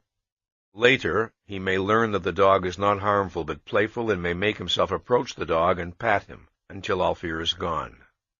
Another child may avoid the dog after the first encounter, but continue to whimper and whine whenever he sees or hears the dog, even at a great distance. No amount of evidence that the dog is friendly alters his attitude. The difference in their reactions reflects the different attitudes they adopt toward their fear. The first child, even though afraid, remains in cognitive control. He does not permit the fear to overwhelm his consciousness. Consequently, he does not regard the fear and his avoidance of the dog as a reflection on himself or on his personal worth. He is able to grasp, when the evidence presents itself, that the dog is not in fact a danger to him, and his policy toward the dog changes accordingly. But the second child, overwhelmed by fear, his self-awareness is reduced to a sense of all-encompassing helplessness. Nothing is real to him, nothing matters, except that he is afraid. That is why his mind is not open to evidence that could change his policy toward the dog. In the life of a young child, a certain amount of fear is to be expected. Normally and healthily, with the growth of his knowledge and abilities, these fears are overcome and left behind, so that, with the transition to adulthood, fewer and fewer things have the power to invoke fear in him. The extent to which a child follows this course to full maturity depends on the policy he adopts for dealing with his fears. If, in such situations, a child struggles to preserve the clarity of his mind, he will find, as he grows older, that his susceptibility to fear diminishes radically. If, however, he characteristically surrenders to fear, then fear gains a greater and greater power over him, and each subsequent surrender feels more and more inevitable. His sense of personal efficacy is affected accordingly. The same principle applies on an adult level. For example, a man may remain silent and passively unprotesting when things which he values are being attacked, through fear of not belonging or not being accepted. Or a man may retreat from the challenges of life and bury himself in the safety of the familiar, through fear of failure or of making mistakes. Or a woman may repress her desire for a career through a fear of being considered unfeminine. In all, the result is a profound sense of humiliation, of self-abasement, of self-renunciation, which means a profound loss of self-esteem. Sometimes, of course, a fear experience can be so intense that the capacity for thought is momentarily wiped out. But such panic reactions pertain to short-term emergency situations and are, by their very nature, short-lived. In such cases, a person's attitude and policy toward fear is manifested through what he does when the panic dies down. Does he then proceed to think about the experience, to assimilate it, and to prepare himself for future similar situations? In other words, does he seek to reassert mastery and control over his life? Or does he merely shudder at the memory of the fear, struggle to evade the issue, and hope he will not encounter such problems again, resigning himself to a feeling of helplessness? The policy a man adopts in dealing with fear depends on whether he preserves what I call the will to efficacy. It depends on whether he preserves the value of self-confidence as a goal not to be relinquished, and consequently regards a state of fear as temporary and abnormal and as that which he must overcome. Or does he resign himself to a sense of impotence and accept fear as a basic, unalterable given of his existence, to be endured, not defeated? Just as the will to understand requires that man never resign himself to accepting the unknowable as an inherent part of his life, so the will to efficacy requires that he never resign himself to living with uncontested fear. It must be stressed that the concept of surrender to fear pertains to a psychoepistemological process. That process is the subversion of one's consciousness in order to avoid or minimize a fear experience. This practice is entirely different from the rational avoidance of real dangers. In fact, opposite principles are at work in these two cases. In the first case, one is fleeing from reality. In the second, one is taking proper cognizance of it. The policies by which a man determines the state of his self-esteem are formed gradually across time. They are not the product of the choices of a single moment or issue. The collapse of self-esteem is not reached in a day, a week, or a month. It is the cumulative result of a long succession of defaults, evasions, and irrationalities, a long succession of failures to use one's mind properly. Self-esteem, or the lack of it, is the reputation a man acquires with himself. In the process of his psychological growth and development, a human being creates his own character. He does not do so self-consciously or by explicit intention. He does so by means of the volitional choices he makes day by day. A child does not commit himself to the will to understand in explicit terms, but in issue after issue that falls within the range of his awareness, he strives to achieve the fullest clarity and intelligibility possible to him, and thus he acquires a mental habit, a policy of dealing with reality, which can be identified conceptually as the will to understand. It is a policy that he must reaffirm volitionally in each new issue he encounters for as long as he lives. It always remains a matter of choice. The choices a human being makes with regard to the operation of his consciousness do not vanish, leaving no trace behind them. These choices have long-term psychological consequences. The way a man chooses to deal with reality registers in his mind for good or for bad. Either it confirms and strengthens his self-esteem, or it undermines and depletes it. The concept of self-esteem must be distinguished from the concept of pride. The two are related, but there are significant differences in their meaning. Self-esteem pertains to a man's conviction of his fundamental efficacy and worth. Pride pertains to the pleasure a man takes in himself on the basis of and in response to specific achievements or actions. Self-esteem is confidence in one's capacity to achieve values. Pride is the consequence of having achieved some particular value or values. Self-esteem is, I can. Pride is, I have. The deepest pride a man can experience is that which results from his achievement of self-esteem. Since self-esteem is a value that has to be earned, the man who does so feels proud of his attainment. If, in spite of his best efforts, a man fails in a particular undertaking, he does not experience the same emotion of pride that he would feel if he had succeeded. But, if he is rational, his self-esteem is unaffected and unimpaired. His self-esteem is not, or should not be, dependent on particular successes or failures, since these are not necessarily in a man's direct or exclusive control. The failure to understand this principle causes an incalculable amount of unnecessary anguish and self-doubt. If a man judges himself by criteria that entail factors outside his control, the result is a precarious self-esteem that is in chronic jeopardy. For example, a man may find himself in a situation where it would be highly desirable for him to possess certain knowledge, but he does not possess it. This is not because of evasion or irresponsibility, but because he had seen no reason to acquire it, or had not known how to acquire it, or because the means to acquire it were not available to him.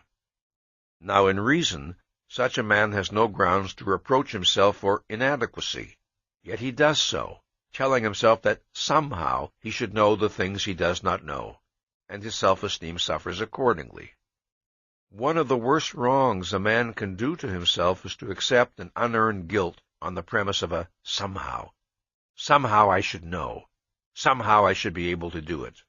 This, when there is no cognitive content to that somehow, only an empty, undefined charge supported by nothing.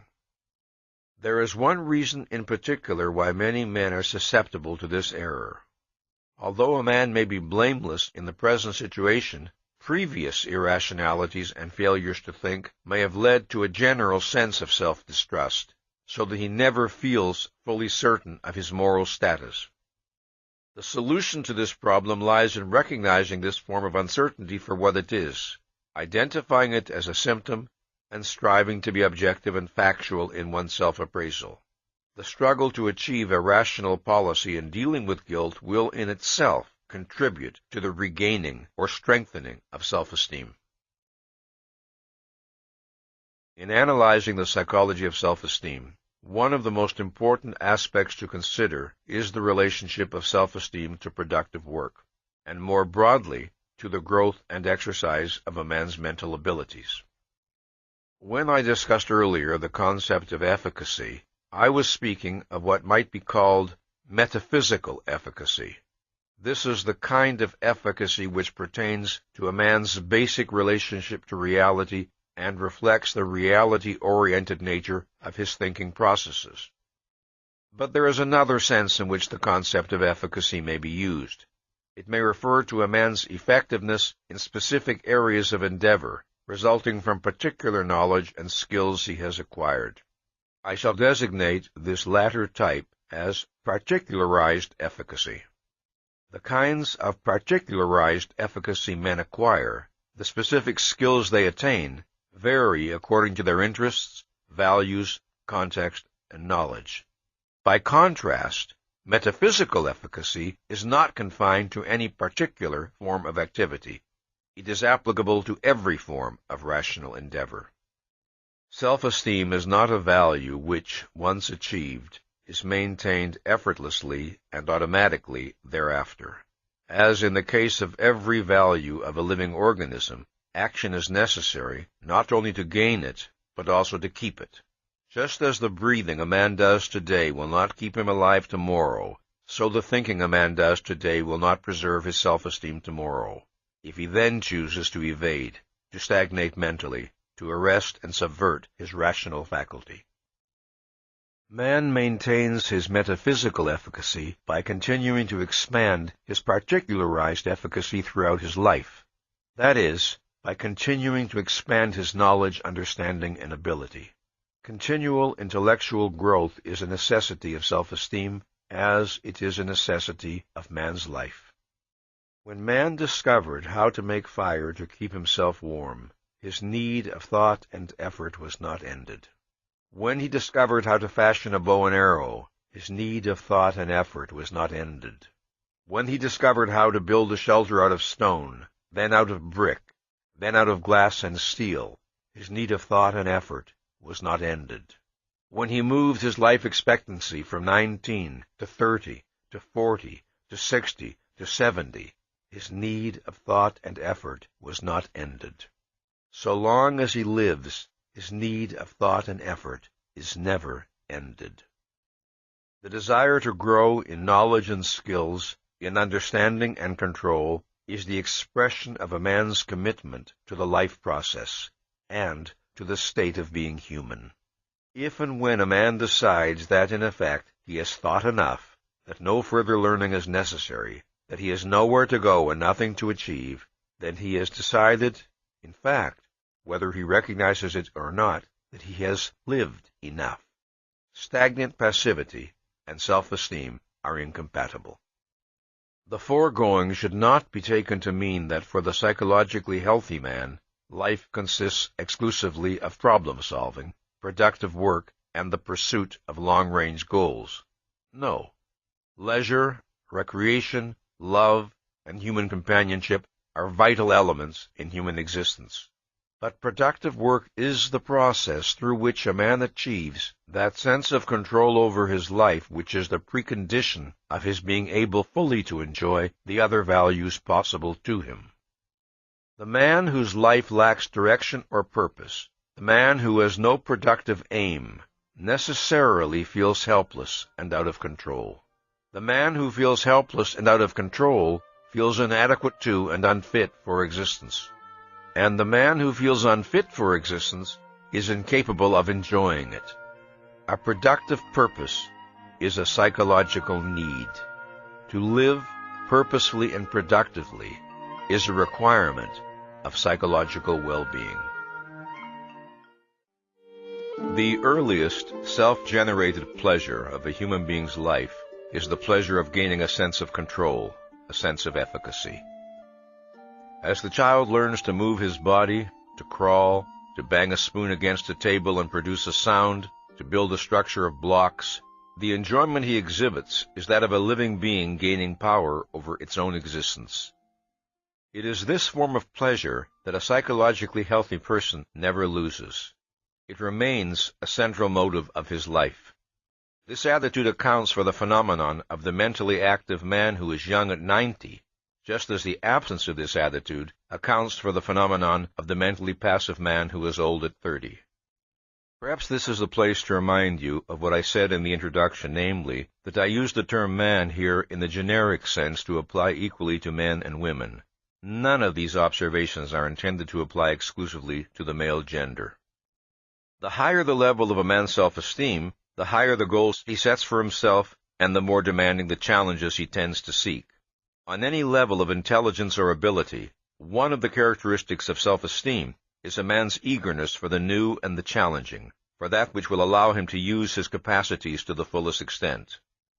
In the same way, a fondness for the familiar, the routine, the unexacting, and a fear of the new and the difficult is almost certainly an indication of a self-esteem deficiency. It must be emphasized that productive achievement is a consequence and an expression of healthy self-esteem, not its cause. The cause of authentic self-esteem is psychoepistemological, the rational, reality-directed character of a person's thinking processes. The causal sequence is as follows. A rational psychoepistemology leads to the attainment of self-esteem. The two together lead to achievements. Achievements lead to pride. Failing to understand this causal sequence, many men make the disastrous error of attempting to base their self-esteem on how well they succeed in achieving particular productive goals. However, success of this kind is not necessarily in a man's direct or exclusive control. Since man is neither omniscient nor infallible, and since in many productive endeavors the participation of other people is involved, it is profoundly dangerous to a person's self-esteem to let his sense of personal worth depend on factors beyond his control. The possession of self-esteem does not provide a man with automatic immunity to errors that may have painful emotional consequences. Rationality does not guarantee infallibility. But a healthy self-esteem gives man a great weapon in dealing with errors. Since his own value and the efficacy of his mind are not in doubt, he is free to bring his full intellectual powers and knowledge to the task of identifying facts and dealing with problems. The foundation of his consciousness is secure, so to speak. Conversely, one of the most disastrous consequences of an impaired or deficient self-esteem is that it tends to hamper and undercut the efficiency of a person's thinking processes. It deprives him of the full strength and benefit of his own intelligence. There are many ways in which a deficiency in self-esteem can adversely affect a person's thinking processes. If a man who faces the basic problems of life with an attitude of, "Who am I to know? Who am I to decide?" the man is undercut intellectually at the outset. A mind does not struggle for that which it regards as impossible. If a man feels that his thinking is doomed to failure, he doesn't think, or doesn't think very persistently. If a man sees himself as helpless, ineffectual, his actions will tend to confirm and reinforce his negative self-image, thus setting up a vicious circle. By the same principle, a man who is confident of his efficacy will tend to function efficaciously. A man's self-appraisal has profound motivational consequences for good or for bad. Its most immediate impact is felt in the quality and ambitiousness of his thinking. Many men become, in effect, the psychological prisoners of their own negative self-image. They define themselves as weak or mediocre or unmasculine or cowardly or ineffectual, and their subsequent performance is affected accordingly. The process by which this occurs is subconscious. Most men do not hold their self-image in conscious, conceptual form. While men are capable of acting contrary to their negative self-image, and many men do so at least on some occasions, the factor that tends to prevent them from breaking free is their attitude of resignation toward their own state. This is a particularly tragic error. When a person suffers from low self-esteem and institutes various irrational defenses to protect himself from the knowledge of his deficiency, he necessarily introduces distortions into his thinking. Consider, for example, the case of a man who, lacking authentic self-esteem, attempts to gain a sense of personal value from the image of himself as a big operator in business, a daring and shrewd go-getter who is just one deal away from a fortune. He keeps losing money in one get-rich-quick scheme after another. He is always blind to the evidence that his plans are impractical, always boasting extravagantly, his eyes on nothing but the hypnotically dazzling image of himself as a brilliantly skillful businessman. In order to protect a view of himself that the facts of reality cannot sustain, he severs cognitive contact with reality. He moves from one disaster to another, his sight turned inward, dreading to discover that the vision of himself, which feels like a life-preserver, is in fact a noose choking him to death. There is no way to preserve the clarity of one's thinking so long as there are considerations in one's mind that take precedence over the facts of reality.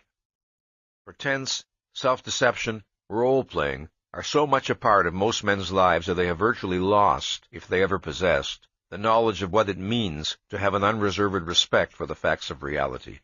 That is, what it means to take reality seriously. They spend most of their lives in a subjective world of their own neurotic creation, then wonder why they feel anxiety and helplessness in the real world. The misery, frustration, and terror that characterize the psychological state of most men testify to two facts. First, that self-esteem is a basic need without which man cannot live the life proper to him, and second, that self-esteem can be achieved only by the consistent exercise of the one faculty that permits man to apprehend reality, his reason. Since self-esteem is a fundamental need of man's consciousness, men who fail to achieve self-esteem strive to fake it.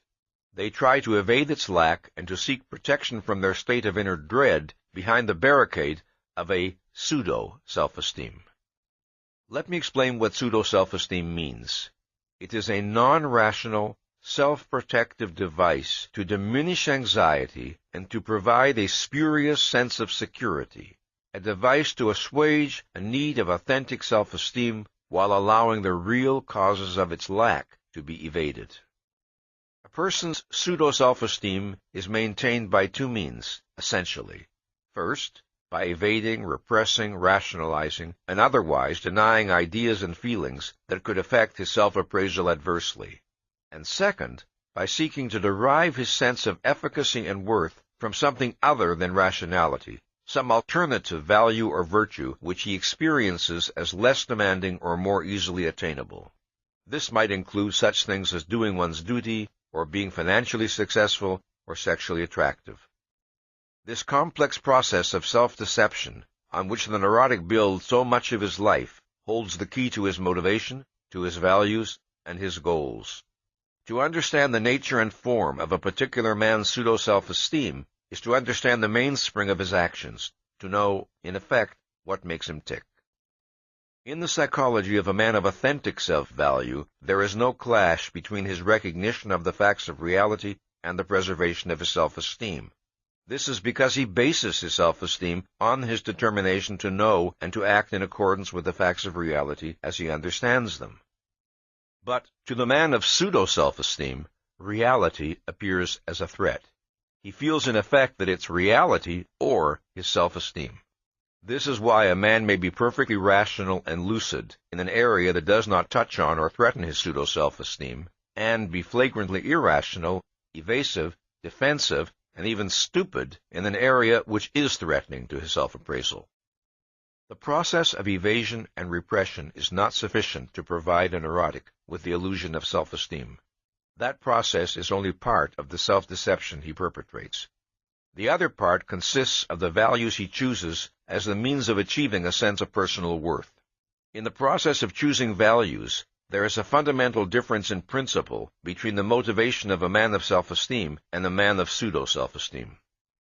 An individual who develops healthily derives intense pleasure and pride from the work of his mind and from the achievements which that work makes possible.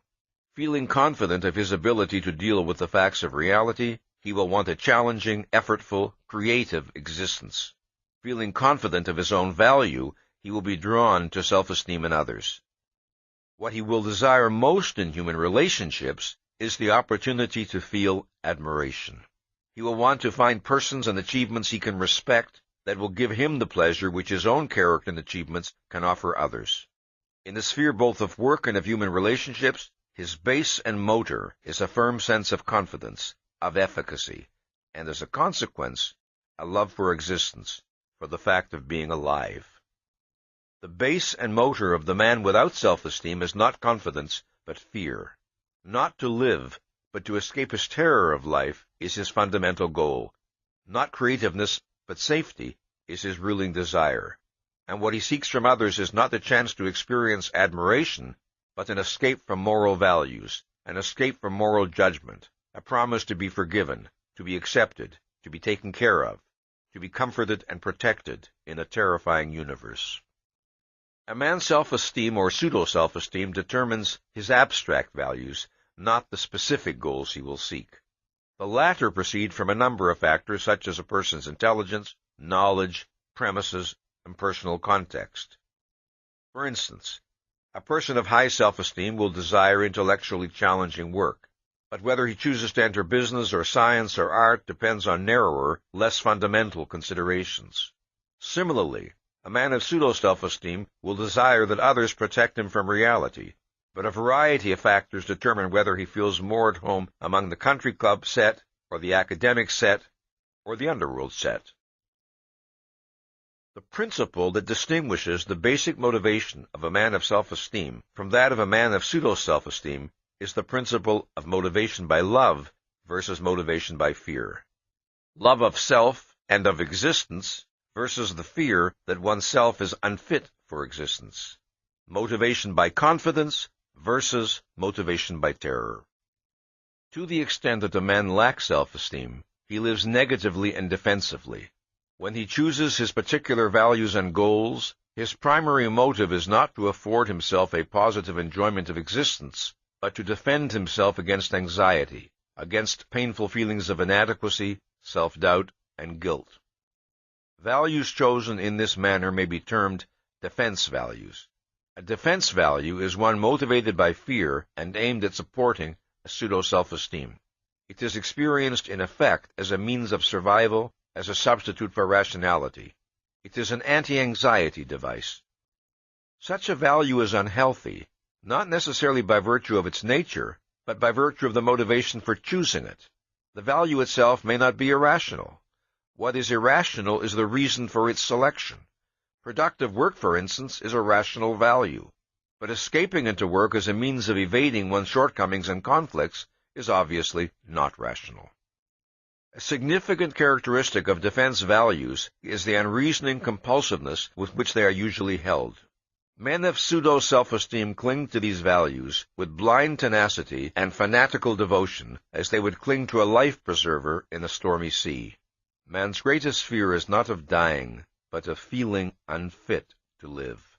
And to escape the agony of that feeling, men will pay any price.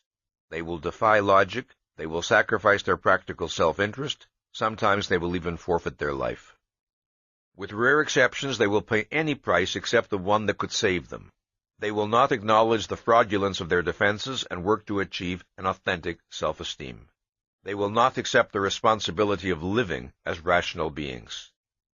No evasion, no defense values, no strategy of self-deception can ever provide a man with a substitute for authentic self-esteem.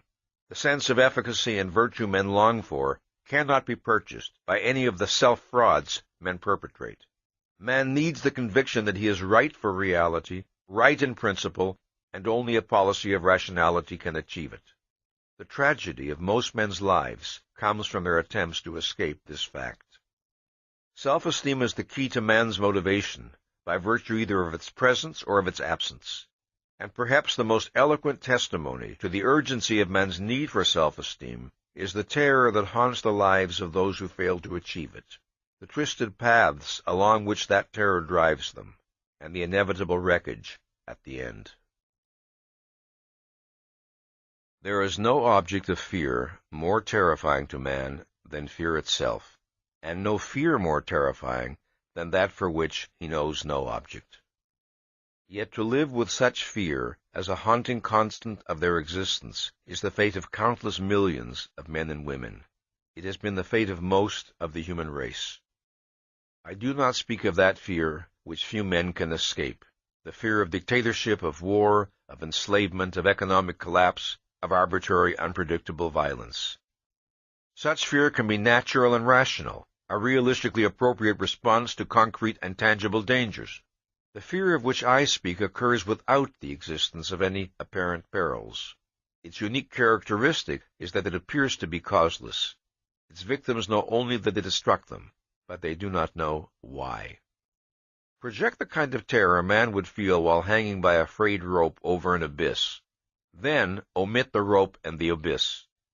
Conceive of a person victimized by such an emotion, not while suspended precariously in space, but while safely at home in his living room or at his office. This is pathological anxiety in its acute stage.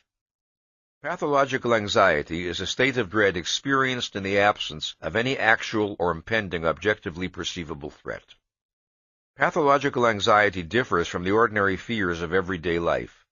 Ordinary fear is a proportionate and localized reaction to a concrete, external, and immediate danger, such as fear of standing in the path of an oncoming car. It differs also from normal anxiety. Normal anxiety is a feeling of helplessness and apprehension directed, like fear, toward a specific source. But the danger is less immediate than in the case of fear, and the emotion is more anticipatory, such as the feeling that might overcome a person confronted with signs of some serious illness. Normal fear and anxiety vanish when the danger is removed. They are not, in effect, a personality attribute of their possessor, but pathological anxiety is. Pathological anxiety does not always appear in an intense or violent form. Many of its victims know it not as an acute attack of panic or as a chronic sense of dread, but only as an occasional uneasiness, a diffuse sense of nervousness and apprehension, coming and going unpredictably, pursuing some incomprehensible pattern of its own. It can exist on a continuum from faint discomfort to an experience of such agony that many who have known it have sworn they would sooner die than undergo it a second time. In cases of pathological anxiety, the sufferer can give no identity to that which he fears, for he feels afraid of nothing in particular and of everything in general.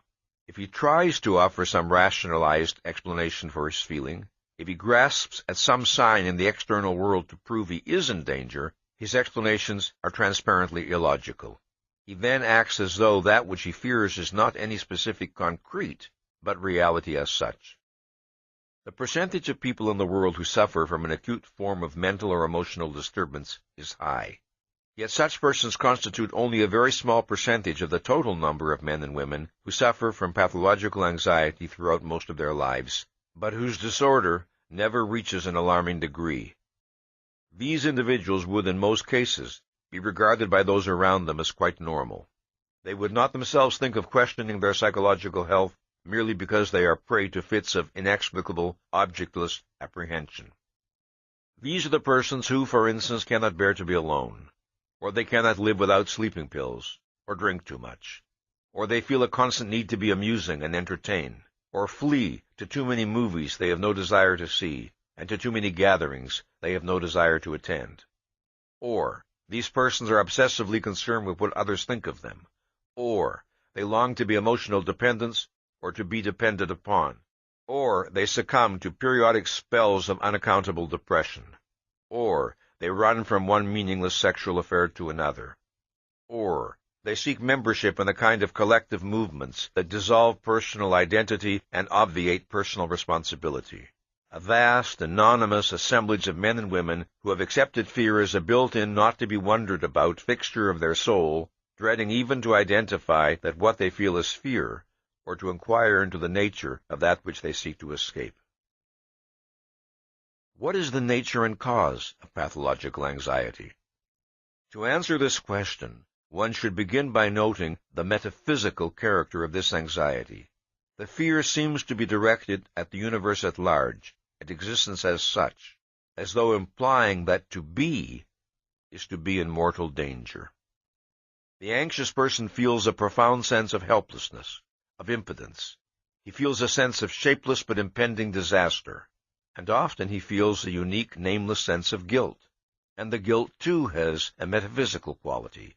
He feels wrong as a person, wrong in some fundamental way that is wider than any particular fault or defect he can identify. When a person suffers from this metaphysical kind of dread, the cause does not lie in the external world. It lies within himself. It is not something that reality has done to him. It is something he has done to himself. He carries the threat and the danger within his own consciousness. Pathological anxiety is nature's alarm signal, warning a man that he is in an improper psychological condition, that his relationship to reality is wrong.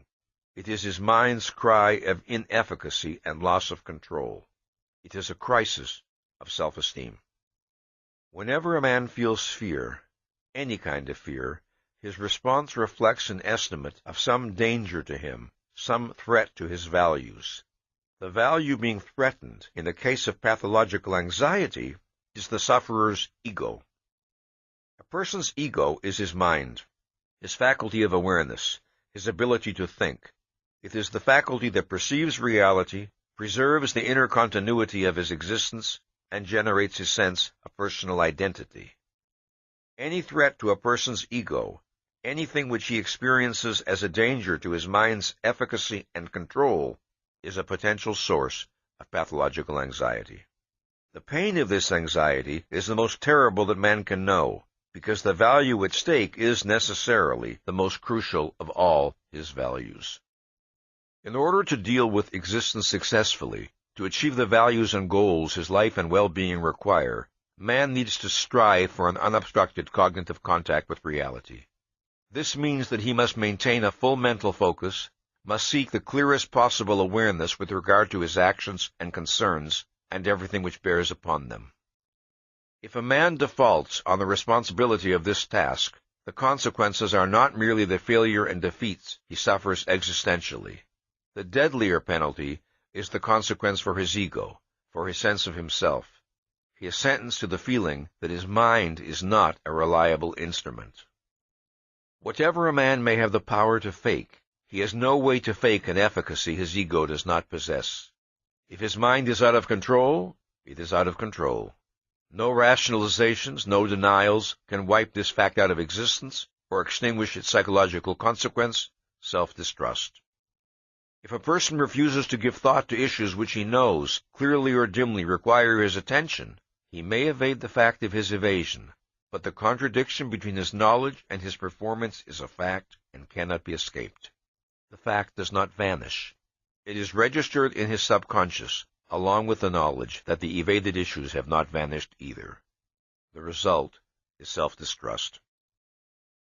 If a man establishes within his consciousness the principle that it is permissible to act with his mind unfocused, that he need not know what he is doing or why, that the difficult need not be thought about, that the painful need not be faced, that the undesirable need not be acknowledged, then this is the secret knowledge about its method of functioning that a man's ego cannot escape.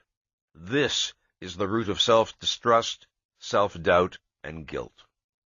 When one considers the amount of reckless irrationality that most men permit themselves and regard as normal, one does not have to be astonished by the prevalence of so-called causeless fear.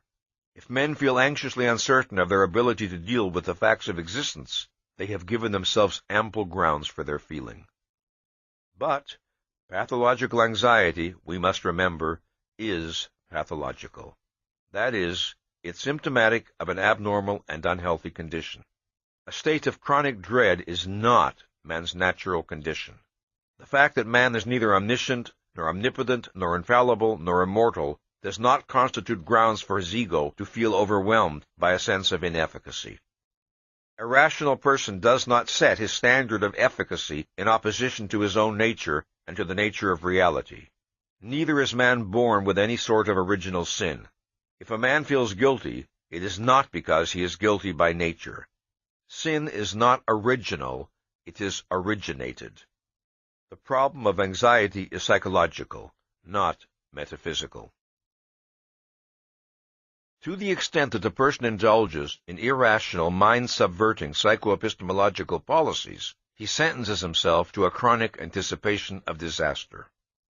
If he fails to do the thinking his life and concerns require, he cannot escape the awareness that the range of his action exceeds the range of his thought, that challenges and demands will confront him to which he is inadequate. He feels afraid because of the thinking he failed to do, and guilty because of the knowledge that he should have done it. If he acts contrary to his convictions, if he takes actions which he regards as wrong, and or fails to take actions which he regards as right, he comes to experience the feeling, not merely that his actions are wrong, but that he is wrong. He is wrong as a person, since a person's deepest sense of himself has its base and origin in his method of psychoepistemological functioning, in the processes by which his mind deals with reality. There is another related reason why a man who acts against his own moral convictions will suffer a sense of impending disaster. Whether the moral values a man accepts are rational or irrational, man cannot escape the knowledge that, in order to deal with reality successfully, in order to live, he needs some sort of moral principles to guide him. Implicit in this knowledge is the awareness that ethical principles are a practical necessity of his life on earth. A corollary of this awareness is his expectation that moral and immoral actions have consequences, even if he cannot always predict them. If he takes actions which he regards as good, he expects to benefit. If he takes actions which he regards as bad, he expects to suffer, although this expectation is often evaded and repressed. Thus, what he is left with, if he betrays his own standards, is the sense of some unknown danger, some unknown retribution, waiting for him ahead. Let us consider an example. A man who has been married for 10 years falls in love with another woman. For a long time, he has resisted identifying his marital dissatisfaction, as well as his feeling for the other woman. But gradually, the repression breaks down, and he finds himself daydreaming about the other woman more and more. He does not think the issue out consciously, he merely lets himself and the problem drift, in the hope that somehow a solution will come to him. One night, accidental circumstances bring him and the other woman together, and he begins an affair with her. He did not intend to begin an affair. His emotions made the decision for him. He feels guilty, and represses the guilt, and continues to drift, evading the other woman's questions about their future. He is still waiting for the solution to come from somewhere. His wife decides to take a trip to visit her parents. As he stands at the airport watching her plane depart, the thought comes to him that if the plane crashed, he would be free and would have no further problems. But the wish is savagely thrust from his mind, along with a sudden burst of hostility toward his wife, which he would never have admitted himself capable of experiencing. Driving home, he suddenly finds that he has difficulty distinguishing the colors of the signal lights. Everything in his field of vision seems to be swimming, and terrible pains appear to be coming from his heart. He feels that he is going to die of a heart attack, but what he is suffering from is a self-esteem attack. The collision is between I must not wish for my wife's death and I did, and do, and will wish for my wife's death. The clash is between a value imperative, engaging his sense of personal worth, his self-esteem or pretense at it, and an emotion, a desire, which contradicts that imperative. Thus, he experiences a crisis of self-esteem. In every instance of pathological anxiety, there is a conflict between some value imperative that is tied in a crucial and profound way to the person's self-appraisal and some failure or inadequacy or action or emotion or desire that the person regards as a breach of that imperative. And it is a breach that the person believes expresses or reflects a basic and unalterable fact of his nature. One of the worst consequences of pathological anxiety is its destructive impact on the objectivity and clarity of a person's thinking. When a person doubts the efficacy of his mind, his tendency is to surrender to the guidance of his emotions, since they appear to possess a certainty and authority that his intellect lacks.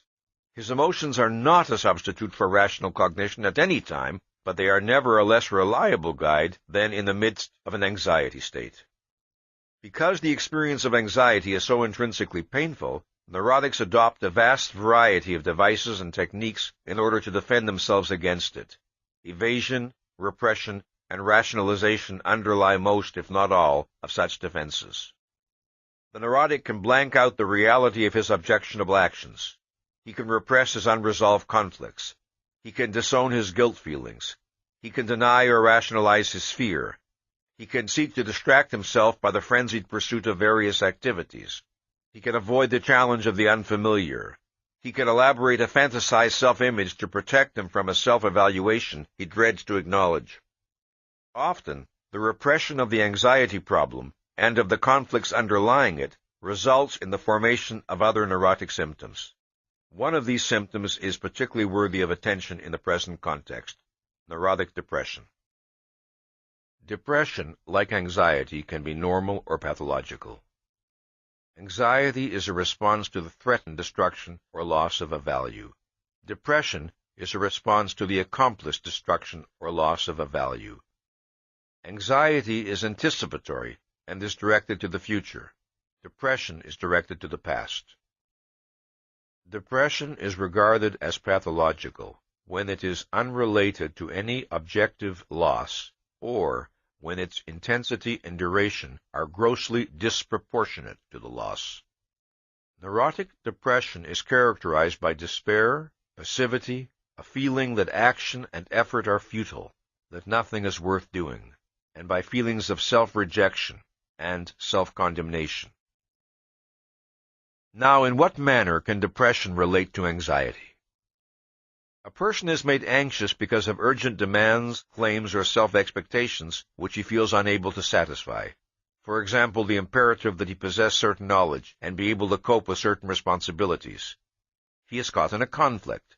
Suppose that he attempts to minimize his anxiety by repressing both the conflict and the related guilt. In its place, on the conscious level of his awareness, he experiences a sense of passivity, futility, and general worthlessness. If one listens closely to his declarations that he is hopeless, that life is hopeless, that he is no good, one can discern another message to be read in his words, and that message is, "Expect nothing of me, demand nothing of me." Since he is incurably worthless, he is outside the realm of moral expectations. In this manner he resolves the conflict that threatens him with anxiety. In other words, he seeks to anticipate the worst and make it a fait accompli without coming to grips with his actual problem. Under the guise of renouncing his self-esteem, he is still secretly trying to protect it by neurotic means. This is one of the ways in which depression can be a subconsciously elected alternative to anxiety. Here is another, more indirect pattern.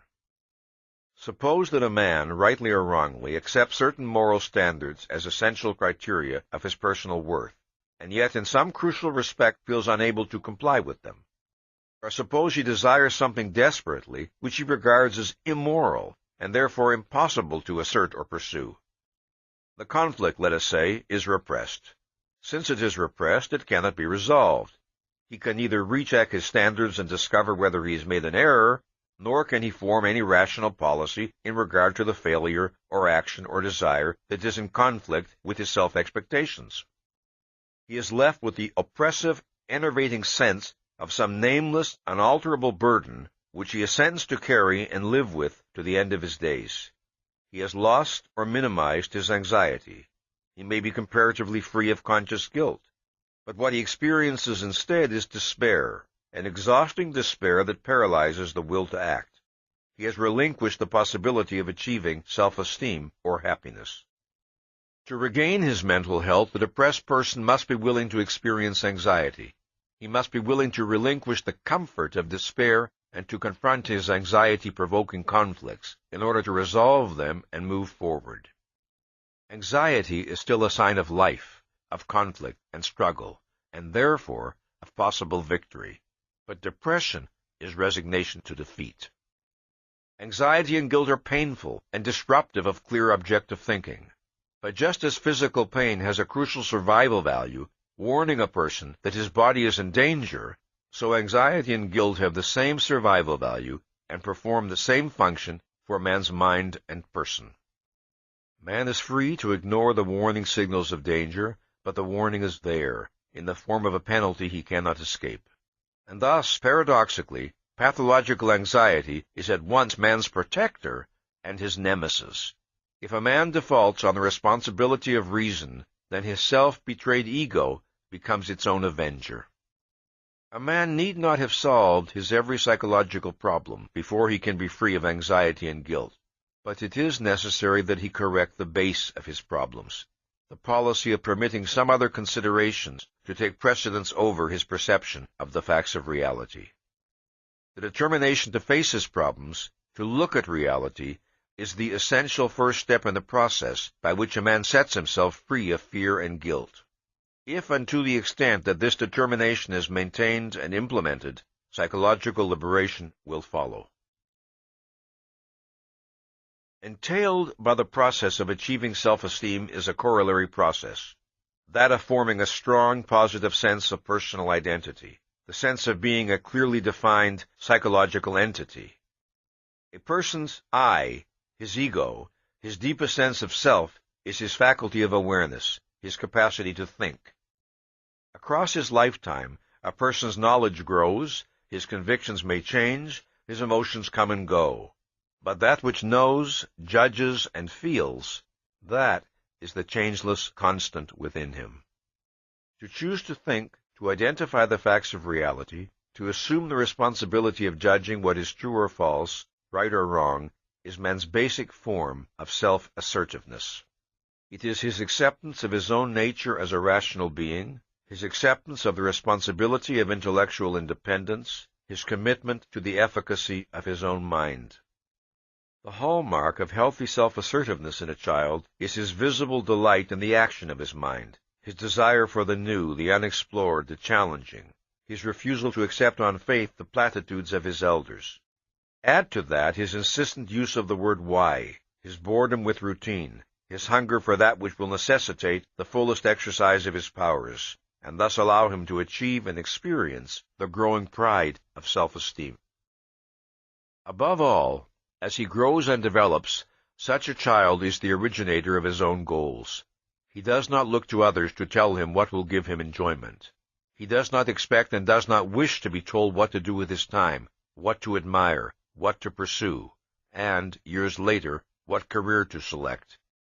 He is a self-generator, and he is not frightened by, this responsibility. It is this policy, this attitude toward life and toward oneself, that results in the formation of a strong, positive sense of personal identity. The process of healthy growth to psychological maturity rests on a person's acceptance of intellectual responsibility for his own existence. As a human being grows to adulthood, reality confronts him with increasingly more complex challenges at each succeeding stage of his development. The range of thought, knowledge, judgment, and decision-making required of him at the age of 12 is greater than that required at the age of 5. The range required at 20 is greater than that required at 12.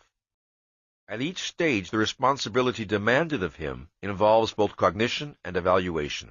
He has to acquire a knowledge of facts, and he has to pass value judgments and choose goals. The acceptance of full responsibility for this task is not automatic. The decision to function as an intellectually independent, self-responsible entity is not wired into his brain by nature. It is a challenge to which he responds positively or negatively by choice. Without ever confronting the issue in fully identified terms, the overwhelming majority of men begin retreating very early in life from the challenges of proper conceptual growth, and they die never having actualized more than a small fraction of their potential intelligence. The self-esteem deficiency expressed in the feeling of, "Who am I to know? Who am I to judge? Who am I to decide?" is the consequence of too many retreats from the responsibility of thought and judgment in situations where the person did not have to retreat, where an effort could and should have been made, but was not. Often this policy of self-abdication is wittingly or unwittingly encouraged by parents and other elders who act in such a way as to penalize intellectual independence and initiative on the part of the child. Or the parents and other elders create an impression of such bewildering irrationality that the child simply gives up the effort to understand. By the same token, adults make a positive contribution to the child's proper development to the extent that they encourage and reward independence and self-responsibility. They also act in a consistent, predictable, intelligible manner which supports or implants in the child the conviction that he is living in a knowable world. The fear of relying on the judgment of one's own mind is felt most acutely in the realm of values, because of the direct consequences of one's judgments for one's life and well-being. The evaluative errors that men make affect them personally far more often and far more devastatingly than do most of their cognitive errors. To assume responsibility for choosing the values that guide one's life, the principles by which to act, the goals in which to seek happiness, to make such judgments alone, relying solely upon one's own reason and understanding, is to practice the ultimate form of intellectual independence, the one most dreaded by the overwhelming majority of men. Still another reason why the fear of independence is most intense in the sphere of value judgments is the fact that independence in this area is most likely to bring a person into conflict with other people. Cognitive differences do not necessarily generate personal animosity among people. Value differences commonly do. Therefore, independence in the sphere of value judgments is more demanding psychologically. Since a social form of existence is proper to man, since he has many benefits to derive from living among and dealing with his fellow men, it should be recognized that the desire to have a harmonious relationship with his fellow men is a reasonable one. It becomes unreasonable only if and when a man subordinates his mind and judgment to that desire. In other words, if he places that desire above his perception of reality. For some persons who dread intellectual self-reliance, there is still another motive involved. The process of rational thought and judgment is necessarily a process that a man performs alone. Men can learn from one another, but they cannot share the act of thinking. It is a solitary process, not a social one. There are men who dread independent thought and judgment precisely for this reason. It makes them aware of their separateness as living entities. It makes them aware of the responsibility they must bear for their own existence. It forces them to face their own being, and thus to confront the terror of their own state of non-being. To think, to judge, to choose one's values, is to be individuated, to create a distinct, personal identity. But there are many people who, in their deepest emotions, do not want personal identity, however much they may scream to their psychiatrists that they are tormented by a sense of inner emptiness. This psychology represents the most profound form of rebellion against one's nature as man, the attempt to escape the responsibility of being human. Fear of intellectual independence can exist in various degrees of intensity. What are its consequences when it is the dominant element in a person's psychology? There is no escape from the facts of reality, no escape from man's nature or the manner of survival his nature requires. Every living species that possesses awareness can survive only by the guidance of its consciousness. If a person rejects his distinctive form of consciousness, If he decides that thinking is too much effort, or that choosing the values needed to guide his actions is too frightening a responsibility, then, if he wants to survive and to function in the world, he can do so only by means of the minds of others. He can do so only by means of their conclusions, their judgments, their values. He knows, consciously or subconsciously, that he does not know what to do and that knowledge is required to make decisions in the face of the countless alternatives that confront him every day of his life. But others seem to know how to live and function. So the only way to exist, he feels, is to follow their lead and live by their knowledge. They will spare him the effort and the risk. He does not begin by choosing to be an intellectual dependent. He begins by failing to assume the responsibility of thinking and judging on his own. Then he is forced into the position of a dependent. A person of self-esteem deals with reality, with nature, with an objective universe of facts. He holds his mind as his tool of survival and develops his ability to think. But the psychoepistemological dependent lives not in a universe of facts, but a universe of people. People, not facts, are his reality. Reality is reality as perceived by them. It is on them that his consciousness must focus. It is they who he must understand, or please, or placate, or deceive, or maneuver, or manipulate, or obey. To grasp and successfully to satisfy the expectations, conditions, demands, terms, values of others is experienced by him as his deepest, most urgent need. The temporary diminution of his anxiety, which the approval of others offers him, is his substitute for self-esteem. This is the phenomenon that I call social metaphysics. Remember that metaphysics is one's view of the nature of reality. To the psychoepistemological dependent, reality is people. In his thinking, people occupy the place which, in the mind of a rational person, is occupied by reality. Social metaphysics, then, is the psychological syndrome that characterizes a person who holds the minds of other people, not objective reality, as his ultimate frame of reference. Since the social metaphysician's pseudo-self-esteem rests on his ability to deal with the world as perceived by others, his fear of disapproval or condemnation is the fear of being pronounced inadequate to reality, unfit for existence, devoid of personal worth. In order to belong with others, the social metaphysician is willing to belong to them. Since, however, he is seeking a manner of survival improper to man by nature, he condemns himself to chronic insecurity and to a fear of other men that is profoundly humiliating. The nature of his humiliation and fear, however, are seldom identified by him, because he would find it too degrading. Most often he seeks to protect his pseudo-self-esteem by evading the humiliation and rationalizing the fear. Such men, prompted by a fear they dare not acknowledge and so cannot overcome, invent non-existent dangers or grossly exaggerate minor ones, betray their own minds, sell out whatever authentic rationality they possess, and they acquire a vested interest in believing that men are unavoidably evil, that human existence is evil, that the good has no chance on earth. Consider the case of a successful playwright who selects some important theme as the subject of a play, a theme deserving a serious, dramatic presentation, and then realizes that his viewpoint will antagonize a great many people.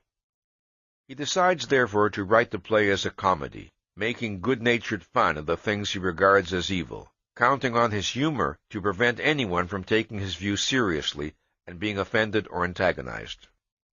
He does not tell himself that he dreads to be regarded as unfashionable. Instead, he tells himself that serious plays dealing with controversial ideas are non-commercial. But he cannot entirely elude the knowledge that he has sold out the motive that prompted his desire to write the play in the first place. So, he retaliates against his discomforting sense of moral uncleanliness by cursing the stupidity and bad taste of the masses. To the extent that men irrationally surrender to fear, they increase the power of fear over their lives. More and more things acquire the power to invoke fear in them. Their self-confidence diminishes, and their sense of danger grows. With every surrender to the consciousness of others, with every successive betrayal, the social metaphysician's sense of alienation from reality worsens, and his sense of impotence finds confirmation. There are many different types of social metaphysicians.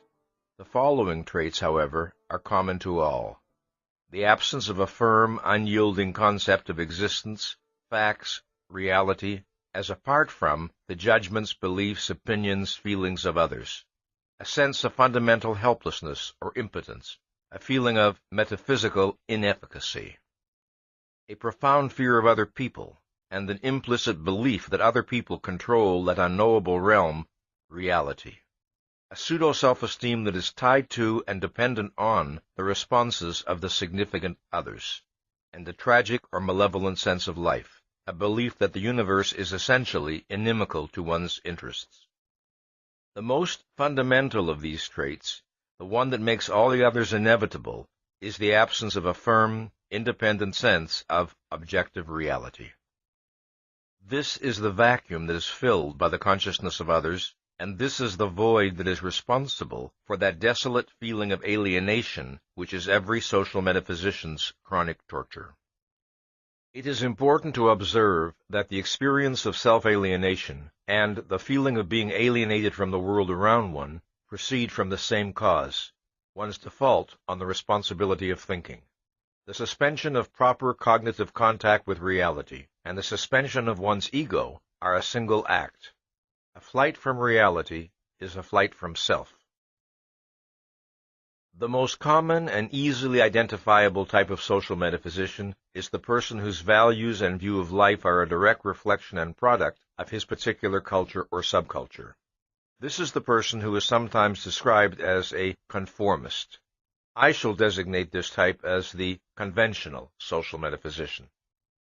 This is the person who accepts the world and its prevailing values ready-made. His is not to reason why. What is true? What others say is true. What is right? What others believe is right. How should one live? As others live. Why does one work for a living? Because one is supposed to. Why does one get married? Because one is supposed to. Why does one have children? Because one is supposed to. Why does one go to church? Oh, please don't start discussing religion. You might offend someone. This is the person for whom reality is the world as interpreted by the significant others of his social environment. This is the person whose sense of identity and personal worth is a function of his ability to satisfy the values, terms, and expectations of others as he imagines them. This is the type of man without whom no dictatorship could establish itself or remain in existence. He is the man who, in response to advanced signs of danger, closes his eyes. This, lest he be compelled to pass independent value judgments and to recognize that his world is not safe, that action and protest are demanded of him, that the policies and goals of his leaders are evil, and that the significant others are wrong.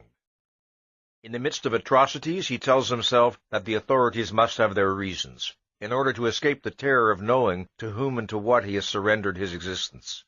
It is this same man who, usually when it is too late, will sometimes rebel in hysterical indignation when the atrocities have come too close and cannot be evaded any longer. And this same man may die senselessly in ineffectual protest, screaming at the malevolent omnipotence of the enemy and wondering who or what had made the enemy's power possible. The conventional type is the most blatant and uncomplicated species of social metaphysician. He represents the paradigm case, so to speak, the basic pattern that serves as a reference point with regard to which other species of social metaphysicians may be understood. Another type of social metaphysician is the power seeker.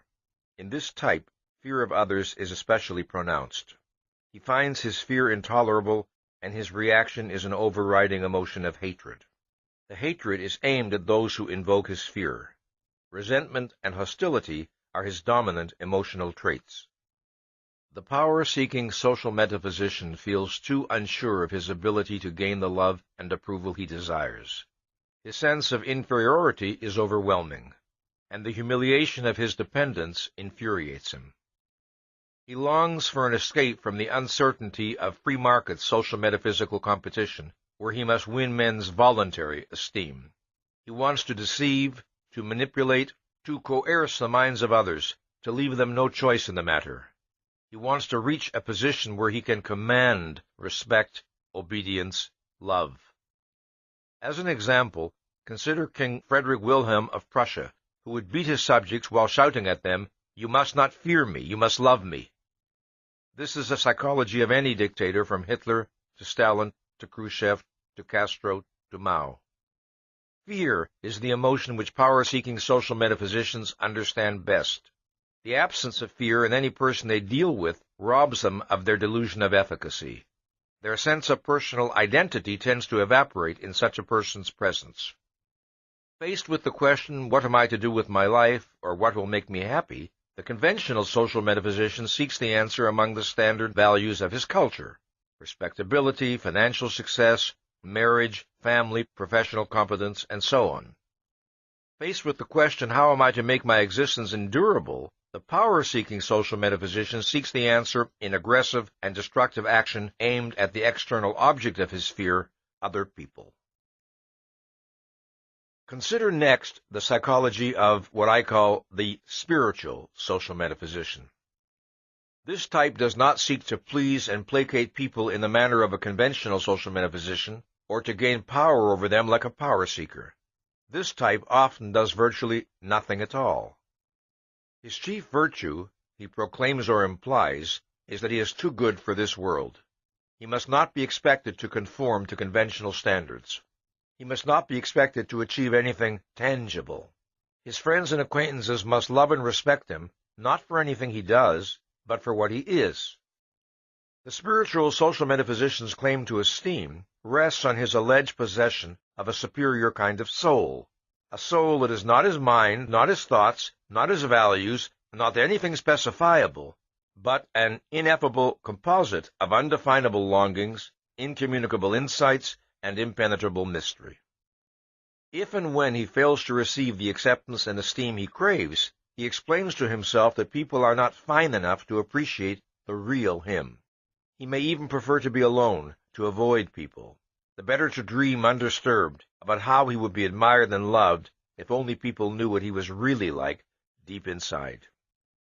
It should be added that there are moments when the thought of people knowing what he is really like fills him with terror. An overactive fantasy life is often characteristic of this type. He sees himself as a religious saint, or an inspired statesman, or a renowned poet, or a sexually irresistible Don Juan. The extreme case of this mentality is a subtype which may be designated as the religious fanatic social metaphysician. This type of person can dissociate himself from the human race altogether, with God as his significant other, as the object of his social metaphysical attachment. Having despaired of impressing his fellow men, it is God whom he seeks to impress. Since God cannot frown at him, or snub him socially, or inquire as to why he doesn't get a job, the religious fanatic type is free to imagine that God is smiling down at him, blessing and protecting him, responding to the true nobility of his soul, which everyone on earth is too superficial or corrupt to do. Then there is the independent social metaphysician. This is the counterfeit individualist, the man who rebels against the status quo for the sake of being rebellious, the man whose pseudo-self-esteem is tied to the picture of himself as a defiant nonconformist. This is the rebel who fulfills his concept of profundity and self-expression by proclaiming that everything stinks. This is the nihilist. This is the hippie. This is the quote-unquote individualist who proves it by scorning money, marriage, jobs, baths, and haircuts. Overwhelmed by feelings of inadequacy in relation to the conventional standards of his culture, this type of person retaliates with the formula, "Whatever is wrong." Overwhelmed by the belief that no one can possibly like or accept him, he goes out of his way to insult people, lest they imagine that he desires their approval. Overwhelmed with humiliation at feeling himself an outcast, he struggles to conquer his sense of non-identity by maintaining that to be an outcast is proof of one's superiority. While he may profess devotion to some particular idea or goal, his primary motivation is negative rather than positive. He is against rather than for. He does not originate or struggle for positive values of his own, he merely rebels against the values and standards of others. This, as if the absence of passive conformity, rather than the presence of independent rational judgment, were the hallmark of self-reliance and spiritual sovereignty. It is by means of this delusion that he seeks to escape the fact of his inner emptiness. There is, finally, a type of social metaphysician that differs in important respects from all the foregoing varieties I have described. I call this type the ambivalent social metaphysician. This is the person who has still preserved a significant degree of intellectual sovereignty. The ambivalent type seldom dares to question the fundamental values of his social environment, but he is often indifferent to these values, paying them only perfunctory respect.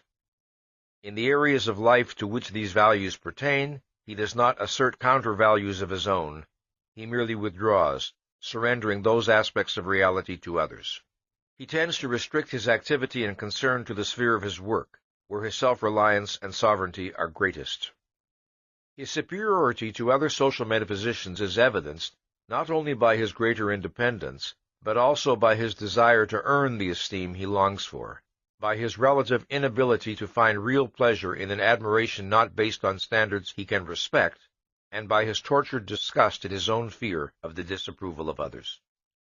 Among this type one will find men of distinguished achievements and outstanding creative originality, men whose treason and tragedy lie in the contrast between their private lives and their lives as creators.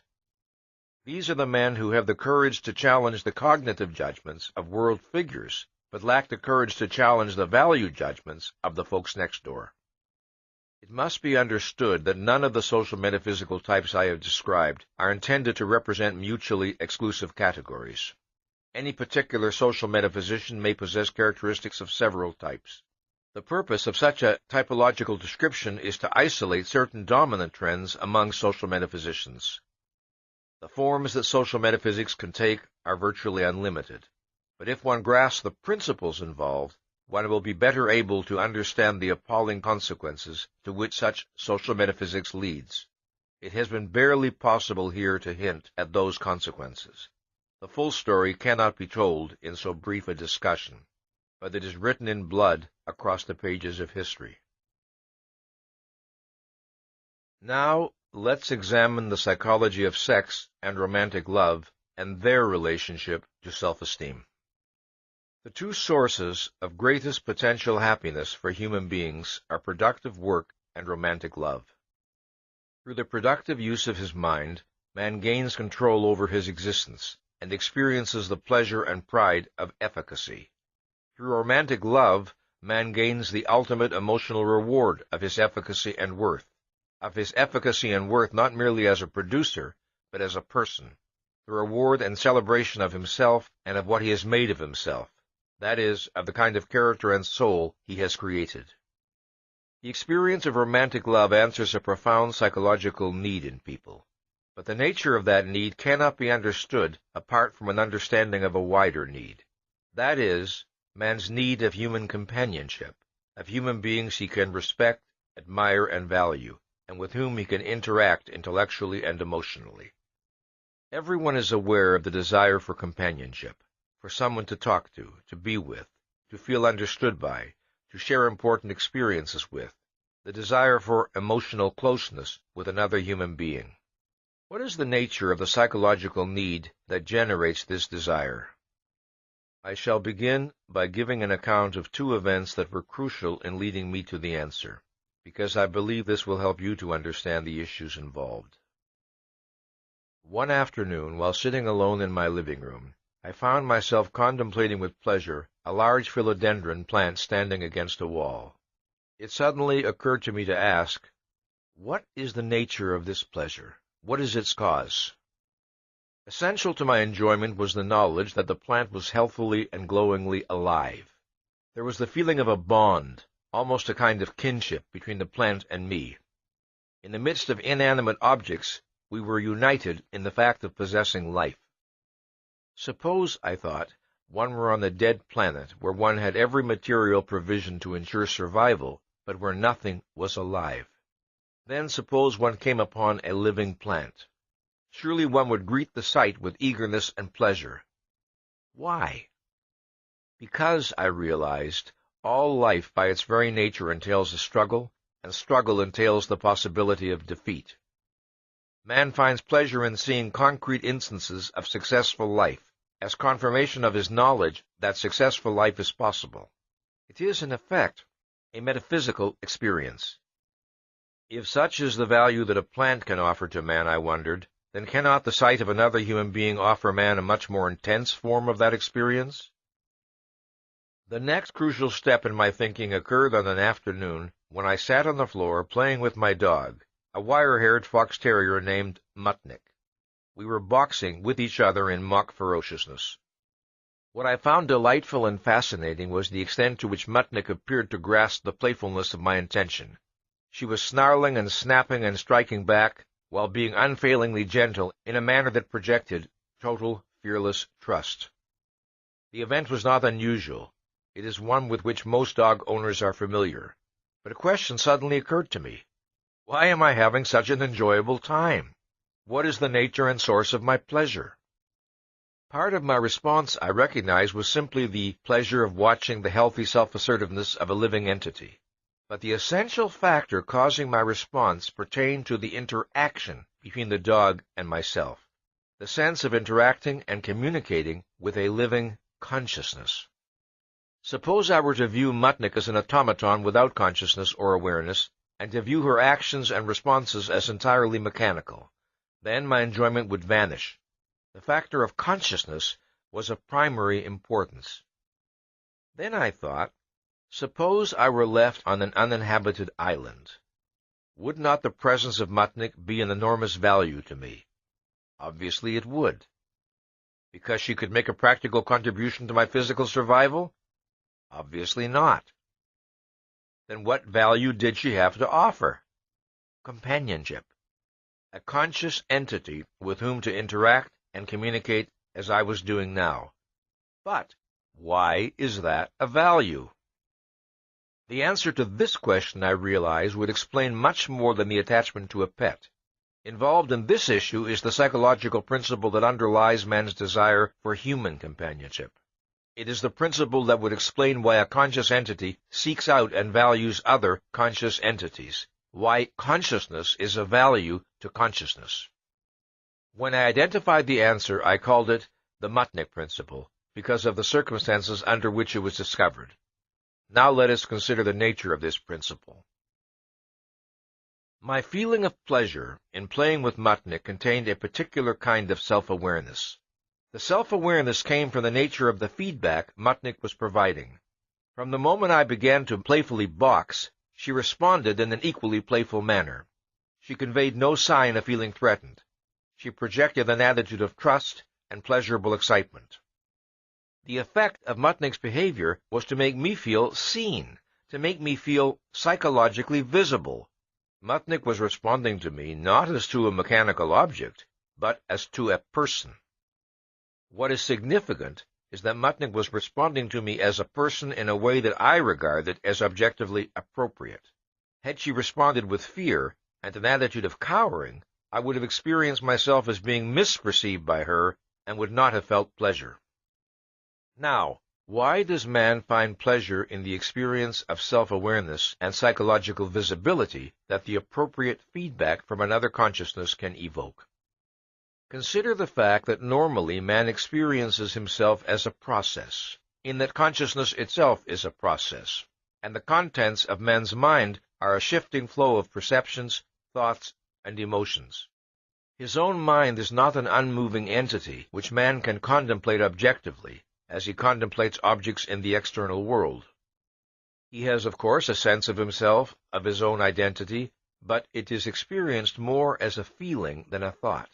A feeling which is very diffuse, which is interwoven with all his other feelings, and which is very hard, if not impossible, to isolate and consider by itself. His self-concept is not a single concept, actually, but a cluster of images and abstract perspectives on his various real or imagined traits and characteristics, the sum total of which can never be held in focal awareness at any one time. That sum is experienced, but it is not perceived as such. When a man stands before a mirror, he is able to perceive his own face as an object in reality, and he finds pleasure in doing so, in contemplating the physical entity who is himself. There is a value in being able to look and think, "That's me." Is there a mirror in which man can perceive his psychological self, in which, in effect, he can perceive his own soul? Yes. The mirror is another consciousness. Man is able alone to know himself conceptually. What another consciousness can offer is the opportunity for man to experience himself perceptually. To a very small extent, that was the opportunity afforded me by Mutnik. In her response, I was able to see reflected an aspect of my own personality. But a human being can experience this self-awareness to a full and proper extent only in a relationship with a consciousness like his own, that is, another human being. Just as there are many different aspects of a man's personality and inner life, so a man may feel visible in different respects in different human relationships. He may experience a greater or lesser degree of visibility over a wider or narrower range of his total personality, depending on the nature of the person with whom he is dealing and on the nature of their interaction. The mere fact of holding a conversation with another human being entails a marginal experience of visibility, if only the experience of being perceived as a conscious entity. However, in a close human relationship, with a person one deeply admires and cares for, one expects a far more profound visibility involving highly individual and intimate aspects of one's inner life. A friend, said Aristotle, is another self. It was an apt formulation. A friend reacts to a man as the man would react to himself in the person of another. Thus, the man perceives himself through his friend's reaction. He perceives his own person through its consequences, in the consciousness and behavior of the perceiver. This, then, is the root of man's desire for companionship and love. It is the desire to perceive himself as an entity in reality through the reactions and responses of other human beings. In any given relationship, the extent to which a man achieves this experience depends crucially on two factors.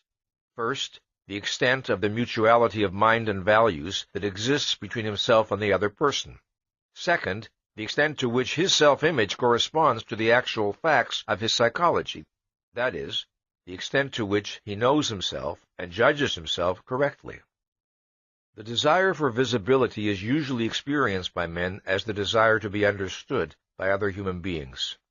If a man is happy and proud of some achievement, he wants to feel that those who are close to him understand his achievement and its personal meaning to him, understand and attach importance to the reasons behind his emotions.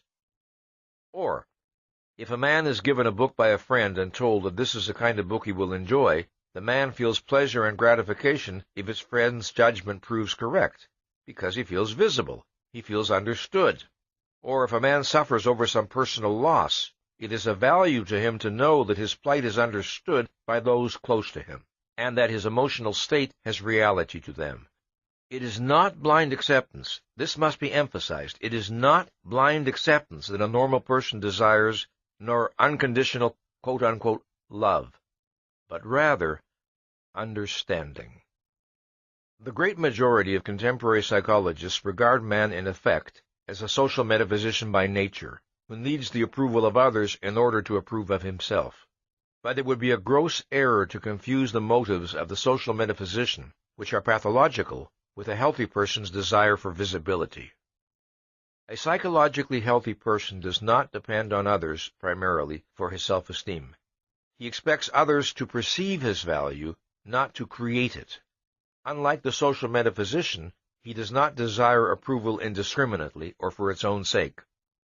The admiration of others is of value and importance to him only if he respects the standards by which others judge him, and only if the admiration is directed at qualities which he himself regards as admirable. If other men give authentic evidence of understanding and appreciating him, they rise in his estimation. His estimate of himself does not change. He desires the experience of living in a rational and just social environment, where the responses he elicits from other men are logically related to his own virtues and achievements. He knows the truth about his own character and actions conceptually.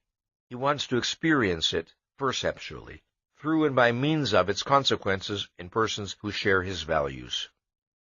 As for social metaphysicians, it is not visibility they seek from others, but identity. The desire for visibility does not mean that a psychologically healthy person's basic preoccupation in any human encounter is with the question of whether or not he is properly appreciated. When a person of self-esteem meets a person for the first time, his primary concern is not, what does he think of me, but rather, what do I think of him? His primary concern necessarily is with his own judgment and evaluation of the facts that confront him. Entailed by man's desire to see his values objectified in reality is the desire to see his own values embodied in the persons of others, to see human beings who face life as he faces it. That sight offers man a reaffirmation of his own view of existence. A man can feel visible in different respects and to varying degrees in different human relationships. A relationship with a casual stranger does not afford man the degree of visibility he experiences with an acquaintance.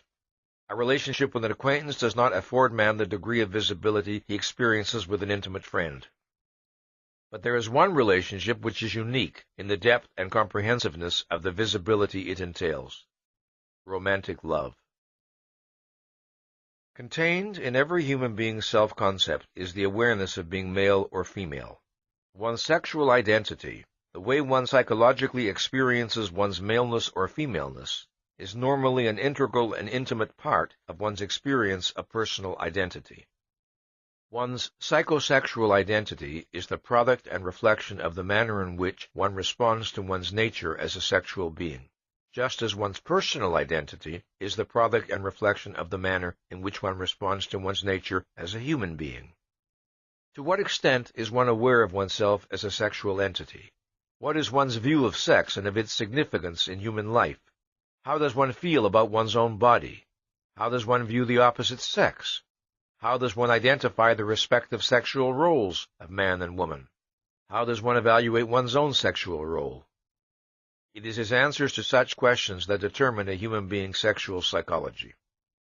The single most pertinent factor in determining a person's sexual attitudes is the general level of his self-esteem. The higher the level of self-esteem, the stronger the likelihood that his responses to his own sexuality will be appropriate and that he will exhibit a healthy sex psychology. A healthy masculinity or femininity is the consequence and expression of a rationally affirmative response to one's own sexual nature. What does this entail? A strong affirmative awareness of one's own sexuality, a positive response to the phenomenon of sex, a perspective on sex that sees it as integrated to one's mind and values, not as a dissociated, mindless, and meaningless physical indulgence, a positive and self-valuing response to one's own body and the body of the opposite sex, and a confident understanding, acceptance, and enjoyment of one's own sexual role. Just as one's sexual personality is essential to one's sense of oneself, so it is essential to that which one wishes to objectify and to see reflected or made visible in human relationships. The experience of full visibility and full self-objectification entails being perceived and perceiving oneself not merely as a certain kind of human being, but as a certain kind of man or woman. It should be clear why the optimal experience of visibility and self-objectification requires interaction with a member of the opposite sex. One's sexual personality can be perceived and appreciated abstractly by one's friend, but it cannot be of great personal importance to him. A member of the opposite sex, with whom one enjoys a strong mutuality of mind and values, is capable of perceiving and personally responding to one in both areas. Romantic love, then, involves one's sense of visibility, not merely as a human being, but as a man or a woman. I want to stress that this experience of full visibility exists only as a potential in relation to the opposite sex, not as an automatic actuality. Whether or not a man and woman of the same basic values and sense of life will respond fully and personally to each other depends on many factors. These may include the context or circumstances in which their relationship occurs, the nature of their respective interests, the presence or absence on either side of emotional involvements elsewhere, the presence or absence of repression in one or both, and so on. Further, a man and woman may be in love while not enjoying a full unity of mind and values if there are major and basic areas of affinity and mutuality between them. Even if they do not feel optimally visible to each other, they may feel visible to a significant and enjoyable extent. Let me mention, as an aside, that I am using heterosexual relationships as my basic model because that encompasses the great majority of the human race. But there is very little, if anything, I am saying about romantic love here that is not equally applicable to gay relationships. Love is an emotional response that involves two basic related aspects. One regards the loved object as possessing or embodying qualities that one values highly, and, as a consequence, one regards the loved object as a source of pleasure. This applies to any category of love, not only romantic love. In the case of romantic love, which is the most intense, positive emotional response one human being can offer another, one sees the loved object as possessing or embodying one's highest values and as being crucially important to one's personal happiness. Further, one sees the loved object as being crucially important to one's sexual happiness. This is one of the defining characteristics of romantic love. It is in a person's romantic sexual choices that his view of himself and of existence stands eloquently revealed. A man falls in love with and sexually desires the woman who reflects his deepest values. A man of self-esteem, a man in love with himself and with life, feels an intense need to find human beings he can admire, and to find a spiritual equal whom he can love. The quality that will attract him most is self-esteem and an unclouded sense of the value of existence. To such a man, sex is an act of celebration.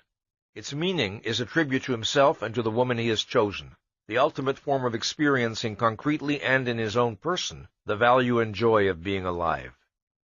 The need for such an experience is inherent in man's nature. But if a man lacks the self-esteem to earn it, he attempts to fake it. He chooses his partner subconsciously by the standard of her ability to help him fake it, to give him the illusion of a self-value he does not possess, and of a happiness he does not feel. The same principle, of course, applies to a woman's romantic sexual choices. More than any other relationship, romantic love involves the objectification of one's self-value. Romantic love involves fundamental visibility. The essence of the romantic love response is, I see you as a person, and because you are what you are, I desire you for my sexual happiness. To understand why this is the most profound personal tribute one person can pay another, and why romantic love involves the most intense expression and objectification of one's self-value, we must consider certain facts about the nature and meaning of sex. Of all the pleasures that a person can experience, sex is potentially the most intense. There are other pleasures that can last longer across time, but none that is comparable in strength and intensity. Sex is unique among pleasures in its integration of mind and body. It integrates perceptions, emotions, values, and thought. It offers an individual the most intense form of experiencing his own total being, of experiencing his deepest and most intimate sense of his self. In sex, one's own person becomes a direct, immediate source of pleasure. And since pleasure is experienced by man as the good, sex offers him the most intense and immediate form of experiencing himself as good, meaning as a value. Further, sex offers man the most intense and immediate form of experiencing life as a value. His self-esteem exists in a man's mind as an abstraction. Its meaning is that he is competent to achieve his values and therefore to achieve happiness, and that he is worthy of doing so. The pleasure he experiences in the act of sex is the direct, immediate sensory confirmation and reaffirmation of that conviction. His conviction that life is a value, that life is worth living, exists in a man's mind as an abstraction. Its meaning is the conviction that the nature of life is such that happiness is within his power to achieve. The pleasure he experiences in the act of sex is the confirmation and reaffirmation of that conviction. And thus, sex is the ultimate form in which man experiences perceptually that he is good and that life is good. Sex affords an individual a most intensely pleasurable form of self-awareness. In romantic love, when a man and woman project that they desire to achieve this experience by means of each other's person, that is the highest and most intimate tribute a human being can offer or receive. That is the ultimate form of acknowledging the value of the person one desires, and of having one's own value acknowledged. It is in this sense that romantic love involves an intense objectification of one's self-value. One sees that value reflected and made visible in the romantic response of one's partner. A crucial element involved in this experience is the perception of one's efficacy as a source of pleasure to the being one loves. One feels that it is one's person, not merely one's body, that is the cause of the pleasure felt by one's partner.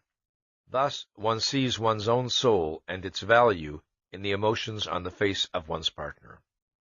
If in sex one desires the freedom to be spontaneous, to be emotionally open and uninhibited, to assert one's right to pleasure, and to flaunt one's pleasure in oneself, then the person one most desires is a person with whom one feels freest to be oneself. The person one most desires is the person whom one regards as one's proper psychological mirror, the person who reflects one's deepest view of oneself and of life. That is the person who will allow one to experience optimally the things one wishes to experience in the realm of sex. Most people experience great difficulty in identifying the cause of their romantic sexual choices, not only because most people are poor introspectors, but also because the factors that bring about a romantic attraction between two individuals are enormously complex. I spoke of a mutuality of mind and values, but that's a very wide abstraction. What more specifically does it entail? To answer that question, we must consider a concept that is basic to an understanding of romantic love, the concept of sense of life. A sense of life is the emotional form in which a person experiences his deepest view of existence and of his own relationship to existence. It is the subconsciously integrated sum of a person's broadest and deepest conclusions about the world, about life, and about himself. The formulation of a sense of life begins in early childhood, long before the child is able to think about the world and himself in philosophical terms. The conscious philosophical convictions he acquires later may or may not be in accord with his sense of life. This depends on such factors as how rational he is, how conceptually reflective about his own life, and how well integrated psychologically. In the course of his development from childhood, a human being encounters certain fundamental facts of reality, facts about the nature of existence and the nature of man, to which he can respond in a variety of ways and with varying degrees of rationality and realism. It is the cumulative sum of these responses that constitutes a person's distinctive sense of life. For example, it is an inescapable fact of reality that thinking is a necessity of man's existence, that man requires knowledge, and that the acquisition of knowledge requires the effort of conceptual thought. The position a young person takes on this issue is not arrived at by explicit decision, nor by a single choice. It is arrived at by the cumulative implication of a long series of choices and responses in the face of specific situations involving the need to think. A young person may respond positively and healthily, learning to take an active pleasure in the exercise of his mind, or he may approach intellectual effort grudgingly and dutifully, viewing it in effect as a necessary evil. Or he may regard intellectual effort with lethargic resentment or fear, viewing it as an unfair burden and imposition, and determined to avoid it whenever possible. What gradually forms and hardens in his psychology is a trend, a policy, a habit, a position or premise by implication. It is in this manner that all sense-of-life attitudes are formed. The cumulative result of such responses is a generalized feeling about oneself, about existence, and about one's relationship to existence. A person's sense of life can reflect an unbreached self-esteem and an undiluted sense of the value of existence, the conviction that the universe is open to the efficacy of one's thought and effort, or it can reflect the torture of self-doubt and the anxiety of feeling that one lives in a universe which is both unintelligible and hostile. It can reflect a view of life as exaltation, or a view of life as tragic doom, a view of life as adventure, or a view of life as frustration, a view of life as beauty, or a view of life as sordid senselessness. It can embody eagerness and self-confidence, or self-loathing and embittered resentment, or muted wistful longing, or anguished tragic defiance, or gentle uncomplaining resignation, or aggressive impotence. A person's sense of life is of crucial importance in the formation of his basic values, since all value choices rest on an implicit view of the being who values, and of the world in which he must act. A person's sense of life underlies all his other feelings, all his emotional responses. It is like the leitmotif of his soul, the basic theme of his personality. This is especially evident in the sphere of his romantic sexual responses. Just as one's own sense of life can be very difficult to isolate and identify conceptually, so it is very difficult to isolate and identify the sense of life of another human being. However, in romantic relationships, the affirmative response of each party to the sense of life of the other is crucial to the experience of love and to the projection of mutual visibility. There are many ways in which a sense of life affinity is communicated, but perhaps the rarest is by explicit conceptual statement. Two people discover their affinity by learning of each other's values and disvalues, and by such means as observing each other's manner of talking, of smiling, of standing, of moving, of expressing emotions, of reacting to events, and so on. They discover it by the way they react to each other, by the things that are said and by the things that are not said, by the explanations it is not necessary to give, by sudden, unexpected signs of mutual understanding. Without a significant sense of life affinity, no fundamental and intimate experience of visibility is possible. One may be admired for some particular quality or qualities by a person with an alien sense of life, but one's feeling of gratification, if any, would be extremely limited. One would sense that the basic frame of reference of the other person, the basic context from which one is being viewed and appraised, is different from one's own, and one would conclude that the admiration does not mean what it would mean in one's own context. For example, suppose that a person with a self-confident, affirmative sense of life is admired by a person whose own sense of life is defiantly tragic, so that the admiration projected is for the image of a heroic but doomed martyr. The recipient of such admiration would not feel properly visible, because the image would clash with his own non-tragic sense of himself. In romantic love, optimally experienced, one is admired for the things one wishes to be admired for, and equally important, in a way and from a perspective that is in accord with one's own view of life. That is full visibility. As a consequence of the fact that a person's sense of life and his avowed philosophy may be inconsistent, and of the fact that a sense of life can be very hard to identify, people are often tempted to feel that love is inexplicable. They feel that it is just there, that it is not susceptible to rational analysis. An individual may be at a loss to explain why he feels uniquely visible, uniquely in emotional accord with one particular person and not with another, who on the surface may appear to be an equally plausible romantic partner. If a person wishes to identify the ultimate grounds of his romantic feeling for another human being, the questions to ask and answer are these. What does this relationship make me feel about myself? What is the distinctive nature of the self-experience it produces in me, and why? What attitudes, characteristics, and actions of the person I love are essential in giving me this experience? The answers to these questions will tell a person a great deal, not only about the nature of his romantic feeling, but also about the nature of his self-esteem and about his deepest image of himself. We have seen that self-esteem is the hallmark of mental health. It is the consequence, expression, and reward of a mind fully committed to reason. Commitment to reason is commitment to the maintenance of a full intellectual focus, to the constant expansion of one's understanding and knowledge. It is a commitment to the principle that one's actions must be consistent with one's convictions, and that one must not attempt to fake reality or place any consideration above reality. It is a commitment that one must not permit oneself contradictions, that one must not attempt to subvert or sabotage the proper function of consciousness.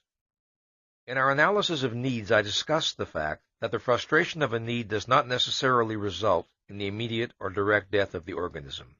It can result instead in a general lowering of the ability of an organism to function, a diminution of the organism's effectiveness and power. This is applicable to psychological needs in general and to the need of self-esteem in particular. Obviously, people do not normally die from a deficiency of self-esteem, but the extent of that deficiency is the extent of their inability to live and to enjoy life. That ability or inability is measured in terms of a person's capacity to optimize his intellectual and creative potential, to translate that potential into productive achievement, to function effectively and unimpededly on the emotional as well as on the intellectual level, to love and to give objective expression to his love, and to explore the challenges and reap the rewards that human existence offers to man. In order to deal with reality successfully, to pursue and achieve the values which his life and happiness require, man needs self-esteem. He needs to be confident of his efficacy and worth. Anxiety and guilt, the antipodes of self-esteem, and the insignia of mental illness, are the disintegrators of thought, the distorters of values, and the paralyzers of action. When a person of self-esteem chooses his values and sets his goals, when he projects the long-range purposes that will unify and guide his actions, it is like a bridge thrown to the future. It is like a bridge across which his life will pass, a bridge supported